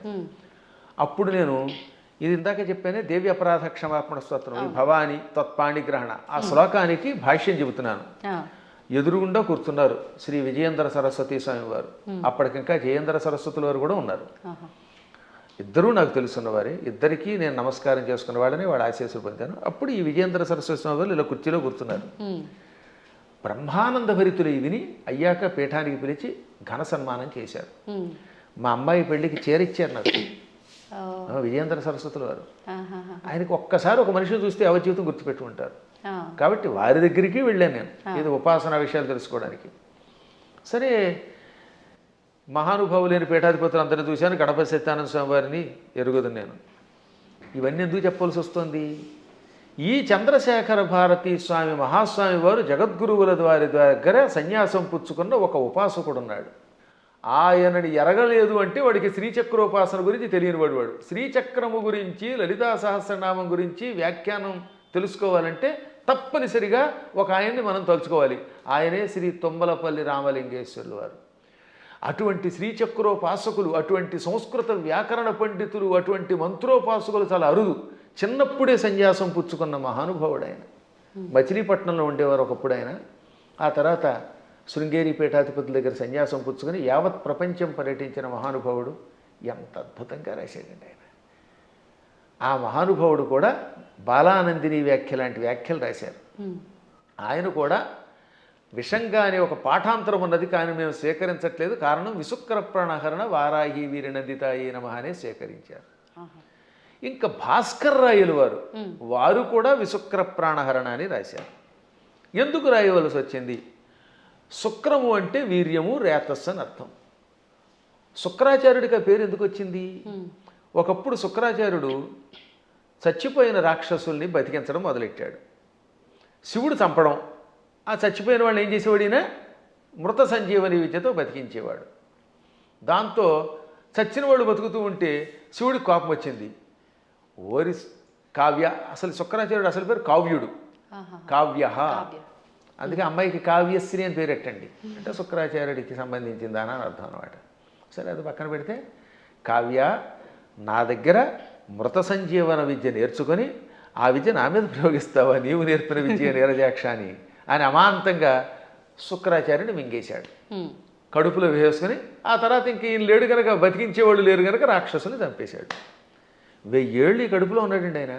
ఈ 1000 ఏళ్ళు ఓం నమ శివాయ అని మంత్రం చెప్పించుకుంటూ మృత సంజీవన విద్య ఉంది కదా, అందువల్ల చావకుండా కడుపులో ఉన్నాడు. లోపల కడుపులో గుడగుడలాడుతున్నాడు ఈయన. మన వాడు కొంతమంది కాఫీ తాగితే గుడగుడలాడినట్టుగా కడుపు. ఒక రోజు పార్వతి ఏంటంటే ఆ కడుపులో గడబడ గుడగడ అంటే ఆ కావ్యుడిని మింగాను అనగానే ఆవిడ జాలిపడి, వాడు మరబెట్ట లాంటి వాడే కదండి, వాడిని ఎంతకాలం కడుపులో ఉంచుతారంటే కొంతకాలం శిక్ష వేశాను, సరే ఇహ నువ్వు రమ్మంటున్నావు కనుక వాడిని బయటికి రప్పిస్తానని, కావ్య నా చరమధాతువు నుంచి అంటే నా రేతస్సు నుంచి బయటికి రా అన్నాడు. నోటితో మింగాను, మళ్ళీ నోటితో బయటికి కక్కితే ఏమవుతాడైనా వాంతి అవుతాడు. వాంతి రూపంలో ఉన్నవాడు గురువుగా పనికిరాడు. కక్కిన వాంతి అశుద్ధం కదా అది. అందుకని శివుడు కూడా నా నోటితో కక్కని నిన్ను, నా ధాతువు నుంచి బయటికి రా, అప్పుడు నా కొడుకుతో సమానం అవుతావు అన్నాడు. అప్పుడు ఆయన శివుడి యొక్క గుహ్య ప్రాంతంలో నుంచి రేతస్సు నుంచి బయటకు వచ్చాడు. శుక్రము తెల్లగా ఉంటుంది వీర్యము. ఈ లోపల శివుడి యొక్క వీర్యం నుండి బయటికి రావడం వల్ల అప్పటి నుంచి ఆయన కూడా తెల్లగా అందంగా శివుడిలో తయారయ్యాడు. అందుకని శుక్ర ఆచార్యుడు అన్నారు. అర్థమైందా? అలా శుక్రుడు అయ్యాడు ఆయన. ఓకే. ఇది శివపురాణంలో కాశీఖండంలో ఉంటుంది. నేను చెప్పాను కనుక చాలామందికి తెలుసు, విన్నారు. ఇప్పుడు శుక్రం అంటే ఏమిటనమాట? వీర్యము. అందువల్ల ఆయనకు శుక్రుడు అని పేరు వచ్చింది. విశుక్రము అంటే విపరీతమైన విశేషమైన అని అర్థం. వి అనే అక్షరమునకు ఆ ఒక్క అక్షరానికి విశేషమైన వికల్పమైన శుక్రము కలిగినవాడు. అంటే వాడికి విపరీత కామం, చాలా ఎక్కువ రేతస్సు ఉండేది. దాంతో వాడు ఇష్టం వచ్చినట్టు తిరిగేవాడు. ఇప్పుడు వాడు చావాలంటే ఏమవ్వాలి? ఆయుధాలకి చావాడు. వాడిలో ఉన్న రేతస్సంతా లాగేస్తే వాడు చచ్చిపోతాడు. అది వాడికి వరం. అందుకని వారాహి దేవత ఏం చేసింది? మొత్తం వాడి శరీరంలో మనం చూడండి, స్ట్రా వేసి డ్రింక్ తాగేసినట్టుగా తన కోరలతో, వారాహి దేవత తన కోరలతో వాడి శరీరాన్ని గుచ్చి వాడిలో ఉన్న వీర్యం అంతా తాగివేసింది. ఇక్కడ వీర్యం అంటే పరాక్రమము, రేతస్సు, రెండు అర్థాలు. వీర్య శబ్దానికి బలం అని కూడా అర్థం. అందుకే వీర్యము అంటే రాముడిలో వీర్యం ఉందంటే అక్కడ బలం ఉన్నదని అర్థం అనమాట. ఆ బలాన్ని, సత్వాన్ని తాగేసింది. అందువల్ల అక్కడ ఏమన్నాడు? విశుక్ర ప్రాణహరణ. విశుక్రుని యొక్క ప్రాణములను హరించిన, తాగేసిన వారాహి దేవత యొక్క వీర్యమునకు నందిత, సంతోషపడింది లలితాదేవి. ఇప్పుడు ఆ విశుక్ర శబ్దానికి ఈ వీర్యానికి ఇంటర్లింక్ ఇప్పుడు మీకు అర్థమైందా? ఆవిడ అక్కడ వీర్యమును తాగేయటం వల్ల ఆ వీర్యమునకు ఆవిడ సంతోషపడింది, ఆ బలానికి సంతోషపడింది. ఇక్కడ విషంగా రాస్తే ఈ రెండింటికి ఉన్న మంత్రార్థాలు, గూఢార్థాలు దెబ్బతింటాయి. ఎందుకంటే కొన్ని చెప్పడానికి స్టేజీ కాబట్టి చెప్పట్లేదు. కాబట్టి విశుక్రుణ్ణి చంపాలంటే వారాహి దేవతే ఉండాలి. అతని ప్రాణం పోవాలంటే లోపల ఉన్న వీర్యమును లాగాలి. వీర్యమును స్వీకరించడం వల్ల ఆవిడ కూడా వీర్యస్వరూపిణి అయ్యింది. ఆవిడ వీర్యస్వరూపిణి అయ్యింది కాబట్టి ఆ వీరత్వానికి ఆవిడ అమ్మవారు సంతోషపడింది. అద్భుతమైనటువంటి భావనలు తెలియాలంటే అక్షరము పరబ్రహ్మముగా ఉపాసించాలి. అందుకే అక్షరమును పరబ్రహ్మం అంటారు. అక్షర పరబ్రహ్మ యోగం అన్నారు. అందుకే భగవద్గీతలో కూడా మా నాన్నగారు చిన్నప్పుడు శబ్దబ్రహ్మోపాసన చెయ్యాలి అని నాకు చెప్పారు. అంటే శబ్దం ఉరికే పైపైన ఏదో నోటికి వచ్చినట్టు వాగడం కాదు. ఏ శబ్దం వాడినా ఆ శబ్దంలో ప్రతి అక్షరమునకు ఒక అర్థం ఉంటుంది. ఆ అర్థం తెలుసుకుని ఉపాసించాలి. ఉదాహరణకి సముద్రము, సాగరము రెండింటికి తేడా ఉంది. అల్లసాని పెద్దన ఈ మనుచరిత్రలో ప్రవరుడు అనేవాడు ఏడుస్తున్నప్పుడు చింతాసాగరమన మునిగి అన్నాడు ఆయన. చింతా సముద్రం అనలేదు, సాగరం అని ఎందుకు వాడాడు? సముద్రం అన్నా సాగరం అన్నా ఒకటే కదా. కానీ రెండింటికి ఎంత తేడా ఉందో తెలియాలి. సముద్రం సామాన్యమైనది, చిన్నది. ఒకప్పుడు సముద్రం చిన్నది. సగరుడని ఒక ఆయన ఉన్నాడు. ఆయనకు 60,000 మంది కొడుకులు. ఈ 60,000 మంది భూమిని తెగతవ్వారు, గొయ్యించేసేశారు. ఆ గొయ్యిలోకి సగరుడి యొక్క మునిమనుముడు భగీరథుడు గంగను తెచ్చాడు. ఆ గంగ అందులో పడింది. దాంతో చిన్నగా ఉన్న సముద్రం ఈ సగరు పుత్రుల వల్ల తవ్వబడి ఆ సగరుని యొక్క మునిమనువుడు తెచ్చిన గంగతో పెద్దదయ్యి విశాలమైపోయింది. ఇవాళ చూస్తున్నంత పెద్దదయ్యింది. చిన్నదిగా ఉన్నప్పుడు సముద్రం, విశాలమైపోతే ఏమవుతుందన్నమాట? డెవలప్ చేయబడితే సాగరం. అందుకని అక్కడ అప్రాప్రియేట్ వర్డ్ ఏంటనమాట? దుఃఖం అలా పుట్టి సముద్రం ఎలా అయితే సాగరం అయ్యిందో అలా వ్యాప్తి చెందింది కనుక చింతాసాగరం అన్నాడు ఆయన. ఊరికే తోచిన పదం వాడేయకూడదు అక్కడ. మేము కావ్యాల్లో వాడేటప్పుడు అంత జాగ్రత్తగా వాడతాం. ఇవన్నీ తెలియాలంటే వాడికి ముందు శబ్ద బ్రహ్మ మీద పట్టుండాలి, వ్యాకరణం తెలియాలి, ఏ శబ్దానికి వ్యుత్పత్తి ఏమిటో తెలియాలి, పురాణములలో విశేషాలు తెలియాలి, ఉపాసనలో రహస్యం తెలియాలి, మంత్రశాస్త్రం మీద పట్టుండాలి, శ్రీచక్రంలో నవావరణములో ఏ ఆవరణంలో వారాహి దేవత ఉంటుందో తెలియాలి, వారాహి దేవతకి ఎన్ని కోరలు ఉన్నాయో తెలియాలి. తెలుసా? మళ్ళీ వారాహి దేవతకి ఎడమ వైపున 5 కోరలు, కుడివైపు 4 కోరలు, కుడివైపునేమో 5 కోరలు, ఎడమవైపు 4 కోరలు ఉంటాయి. 9 కోరలు ఉంటాయి లోపల. అది కూడా తెలియదు కొంతమందికి. అన్ని మామూలుగా దంతాలు వేస్తారు. ఈ వైపు 5, అందులో ఒకటి ఇలా వంగి ఉండాలి, ఒకటి పైకి రంపంలో ఉండాలి, ఈ వైపు 4 ఉండాలి. ఈ కోరలతో ఉన్న వారాహి దేవతను ఉపాసిస్తేనే సక్రమంగా పనిచేస్తుంది. ఆ 9 కోరలే శ్రీచక్రంలో నవావరణ పూజ. అవే నవరంధ్రాలని మనకి శుద్ధి చేసి పెడతాయి. అక్కడ ఈ వారాహి దేవతకి ఒక్కొక్క దానికి ఒక్కొక్క బీజం ఉంది 9 కోరలకి అన్నమాట. అందుకే వారాహి వీర్య నందిత ఎయి అనంటే ఒకసారి ఎన్ని అక్షరాలు ఉన్నాయి? వారాహి వీర్య నందిత యై 9. అదనమాట. ఇప్పుడు అర్థమైందా? ఆ 9 కోరలు. వారాహి వీర్య 5, నందితాయి ఇక్కడ. ఇక కంఠస్థానంలో నమః అనే అక్షరం బీజం ఇక్కడ చేరుతుంది వారాహి దేవతకి. ఓంకారం ఊర్ధ్వంలో ఉంటుంది, అందుకని ఓం వారాహి వీర్యనందితాయే నమః. మళ్ళీ వీటితో పాటు ముక్కులు చెవులు రంధ్రాల్లో ఓం ఐం హ్రీం శ్రీం అనే బీజములు, విశుక్ర ప్రాణహరణ వారాహి వీర్యనందితాయి అంటే ఆకారం వేసేటప్పుడు ఏ బీజం ఎక్కడ వేయాలో వేసి, ఏ కూరలు ఎక్కడ వేయాలో, ఎక్కడ ఏ బీజం ఉందో తెలుసుకుని ఉపాసన చేయాలి.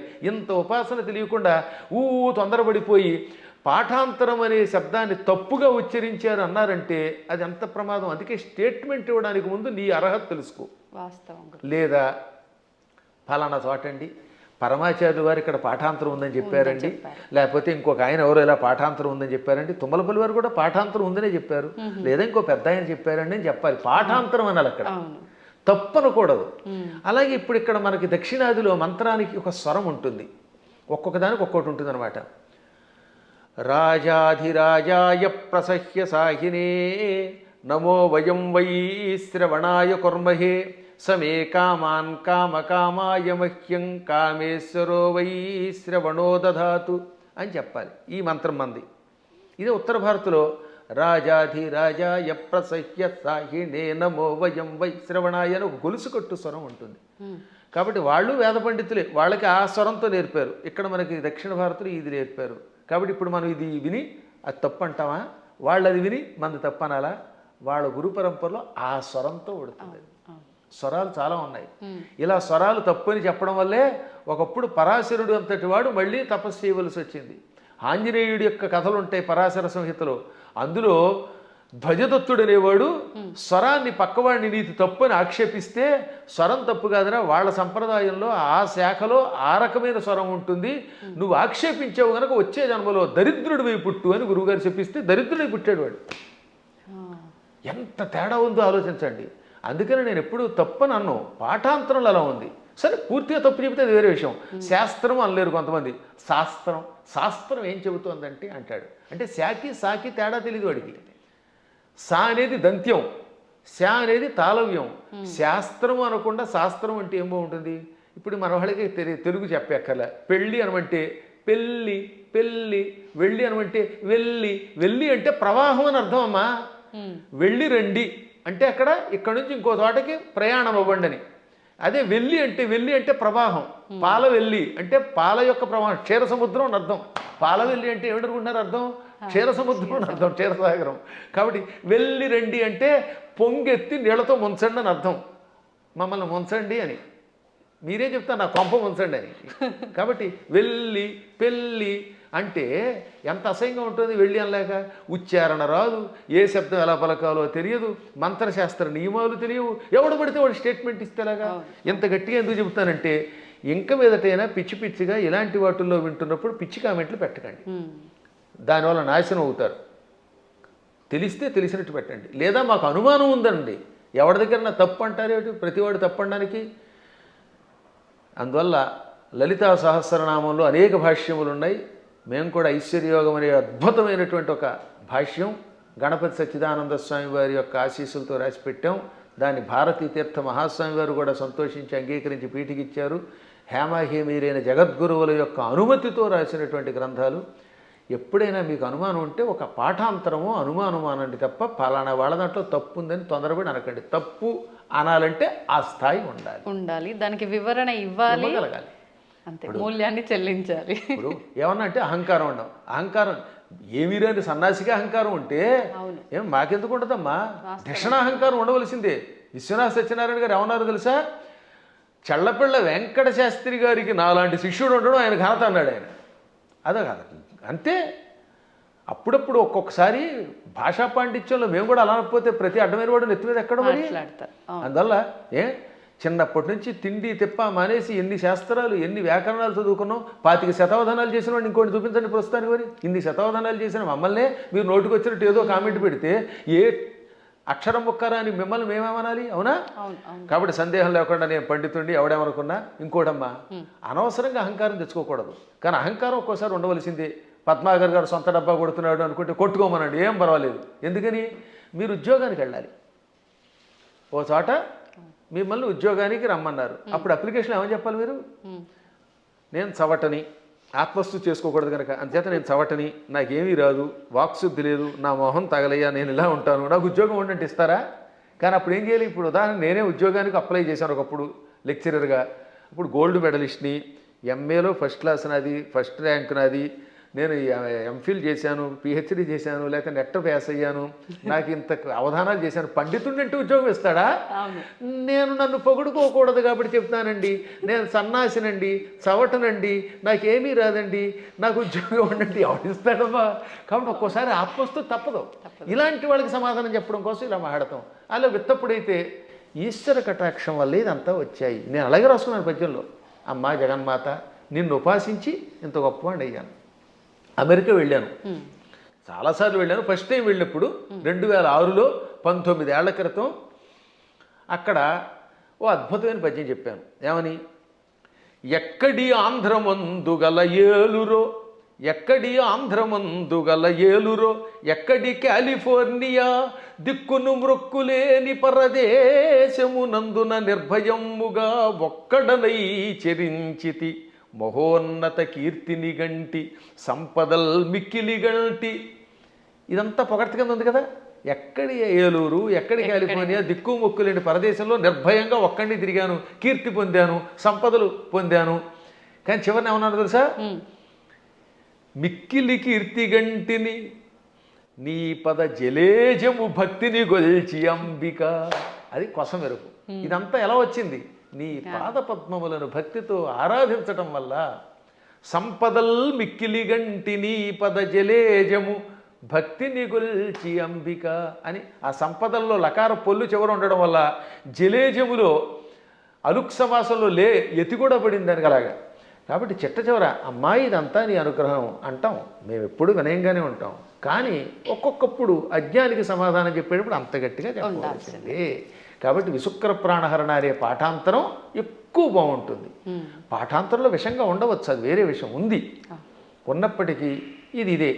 కాబట్టి ఎవరికి ఏది కావాలంటే వాళ్ళ గురు పరంపరను పెట్టి దాన్ని సేకరించెదరుగాక అని మంగళాశాసనం చేస్తూ మరొక్కసారి మీ అందరి దగ్గర సెలవు తీసుకుంటున్నాను. ఈ 2 మాటలు కూడా చెప్పేయండి గురుగారు. ఇంకా ఇప్పుడు ప్రతి ఒక్కరిలో ఉన్న ఒక చిన్న డౌట్ ఏంటంటే, వారాహి అమ్మవారు ఇప్పుడు మీరు చెప్పిన దాన్ని బట్టి పురాణాల నుంచి ఎప్పటి నుంచో ఉన్న విషయమే, కానీ ఇప్పుడు ఈ 3-4 సంవత్సరాల నుంచే కొత్తగా వింటున్నాం ఎక్కువగా. కాబట్టి ఎవరు ఆరాధించకూడదు, గోప్యంగా ఉంచాలి, గుప్త నవరాత్రులు ఇదంతా కూడా మాట్లాడుతున్నారు. అసలు వాస్తవం ఏంటంటే అక్కడ గోప్యంగా ఉంచమని ఎందుకన్నారంటే, ఎవరికి పడితే వాళ్ళకి, అజ్ఞానులకి, నాస్తికులకి, కమర్షియల్గా వాడుకునే వాళ్ళకి చెప్పకూడదు. ఇప్పుడు పెద్ద సమస్య ఏంటంటే, కలియుగంలో ఒక ఆయన కష్టపడి ఉపాసన చేశాడు అనుకోండి, ఇంకెక్కడి నుంచి స్వార్థపరులు బయలుదేరుతున్నారు కొందరు. వాళ్ళు గుడి పెట్టేసి, పీఠం పెట్టేసి ప్రజలు దోచుకుంటారు. మీరు చూస్తూనే ఉన్నారు కదా. చీరల్ని ప్రమోట్ చేసేవాడు, పూజల్ని ప్రమోట్ చేసేవాడు, బాబో ఎలా తయారయ్యారంటే అలా తయారయ్యారు. అందుకని వద్దనండంలో ధర్మం ఉంది. కానీ అసలు ఉపాసన వద్దండం, మనవాళ్ళం వద్దండానికి. భక్తి కలిగిన ఎవడైనా ఉపాసకుడే. ఎప్పుడూ ఉన్న ఉపాసనలు. కాకపోతే ఉపాసనలు అనేది మీ ఓపికలను బట్టి చెయ్యండి. మోసగాళ్ళ మోసంలో పడకండి. ఈ విషయంలో మాత్రం మోసగాడు తయారయ్యారు, సందేహం లేకుండా. ఇంకా అక్కడి నుంచి వారాహి దేవతకి ఒక గుడి కట్టేయడం, అందరినీ నా దగ్గరికి వచ్చేయండి అనడం, దాంతో వచ్చిన వాళ్ళ దగ్గర ఏమో డబ్బులు లాగడం, చీరలు లాగడం, గందరగోళం అయిపోతుందమ్మా. వాళ్ళని దృష్టిలో పెట్టుకు చెప్పారు తప్ప ఉపాసనని తిట్టట్లేదు అవతల వాళ్ళు కూడా. ఈ ఉపాసన పేరు చెప్పి వంచకత్వం ఎక్కువైపోవడం వల్ల వంచకులు దృష్టిలో పెట్టుకుని కొంతమంది వద్దన్నారు తప్ప, అన్నవాళ్ళు కూడా ప్రజల యొక్క బాగుని దృష్టిలో పెట్టుకున్నారు కదా, అది మంచిదే. నిజమైన ఉపాసకులు ఆడంబరం లేకుండా ఉంటారు. ఇప్పుడు ఎప్పుడైనా నేను పూజ చేశాను, ఒక్క పూజ బయట పదే చెప్పుకుంటా, డబ్బా కొట్టుకుంటావు, కొట్టుకోం. అత్యవసరం వస్తుంది ఒక్కోసారి. అలాంటప్పుడు చెప్పాలి తప్ప వీటితో అవతల వాళ్ళ దగ్గర డబ్బులు వసూలు చేయడం, వాళ్ళు మోసం చేయడం తప్పే. కానీ వారాహి ఉపాసన ఎప్పటిది కాదు, యోగ యోగాలుగా బ్రహ్మాండ పురాణంలో ఉంది. బ్రహ్మాండ పురాణం వ్యాసుడు రాశాడు, కొన్ని వేల సంవత్సరాల క్రితమే ఉంది. అవి కూడా కాదంటే అది వాళ్ళ కర్మ. సంతోషం అండి. మంచి అంటే ఒక నిర్ధారణ అనేది జరిగింది ప్రతి ఒక్కరికి కూడా. అంటే పెద్ద పెద్ద జ్ఞానులు, యోగులే వారాహి అమ్మవారిని ఆరాధించరు, మీరెవరు ఆరాధించడానికి అని ఖచ్చితంగా చెప్పే వాళ్ళు ఉన్నారు ప్రస్తుతం మీడియా ముఖంగా. అసలు లేదు అందరూ ఆరాధించే వాళ్ళు. అంత మొత్తానికి జనాలకి ఏమైపోయిందంటే ఒక క్లారిటీ మిస్ అయిపోతుంది. సంతోషం గురుగారు, చాలా మంచి విషయాలు తెలియజేశారు. ఇంకా సమయం ఉంటే ఇంకా మాట్లాడాలని ఉంది, కానీ ఇప్పటికే చాలా సమయం అయిపోయింది. మీ అనుమతి ఉంటే మరొకసారి మరొక వీడియోలో తప్పకుండా మంచి విషయాలు మాట్లాడుకుందాం. ధన్యవాదాలండి. తవ్వుతున్న శివలింగం. పరమాత్మకు జీవా సరే దాన్ని అట్లా కప్పేసేయండి, చూపించదండి. Krishna is there. మూర్తి పూజ కాదు, సాక్షాత్ బ్రజేంద్ర నందన భగవాన్ ఉన్నారు మూర్తిలో. ఏమీ ఆశించకుండా ఆరాధించే వాళ్ళు కూడా ఉన్నారా ప్రభుజీ? నిజమైన భక్తి అంటే మనకు తెలియదు కాబట్టి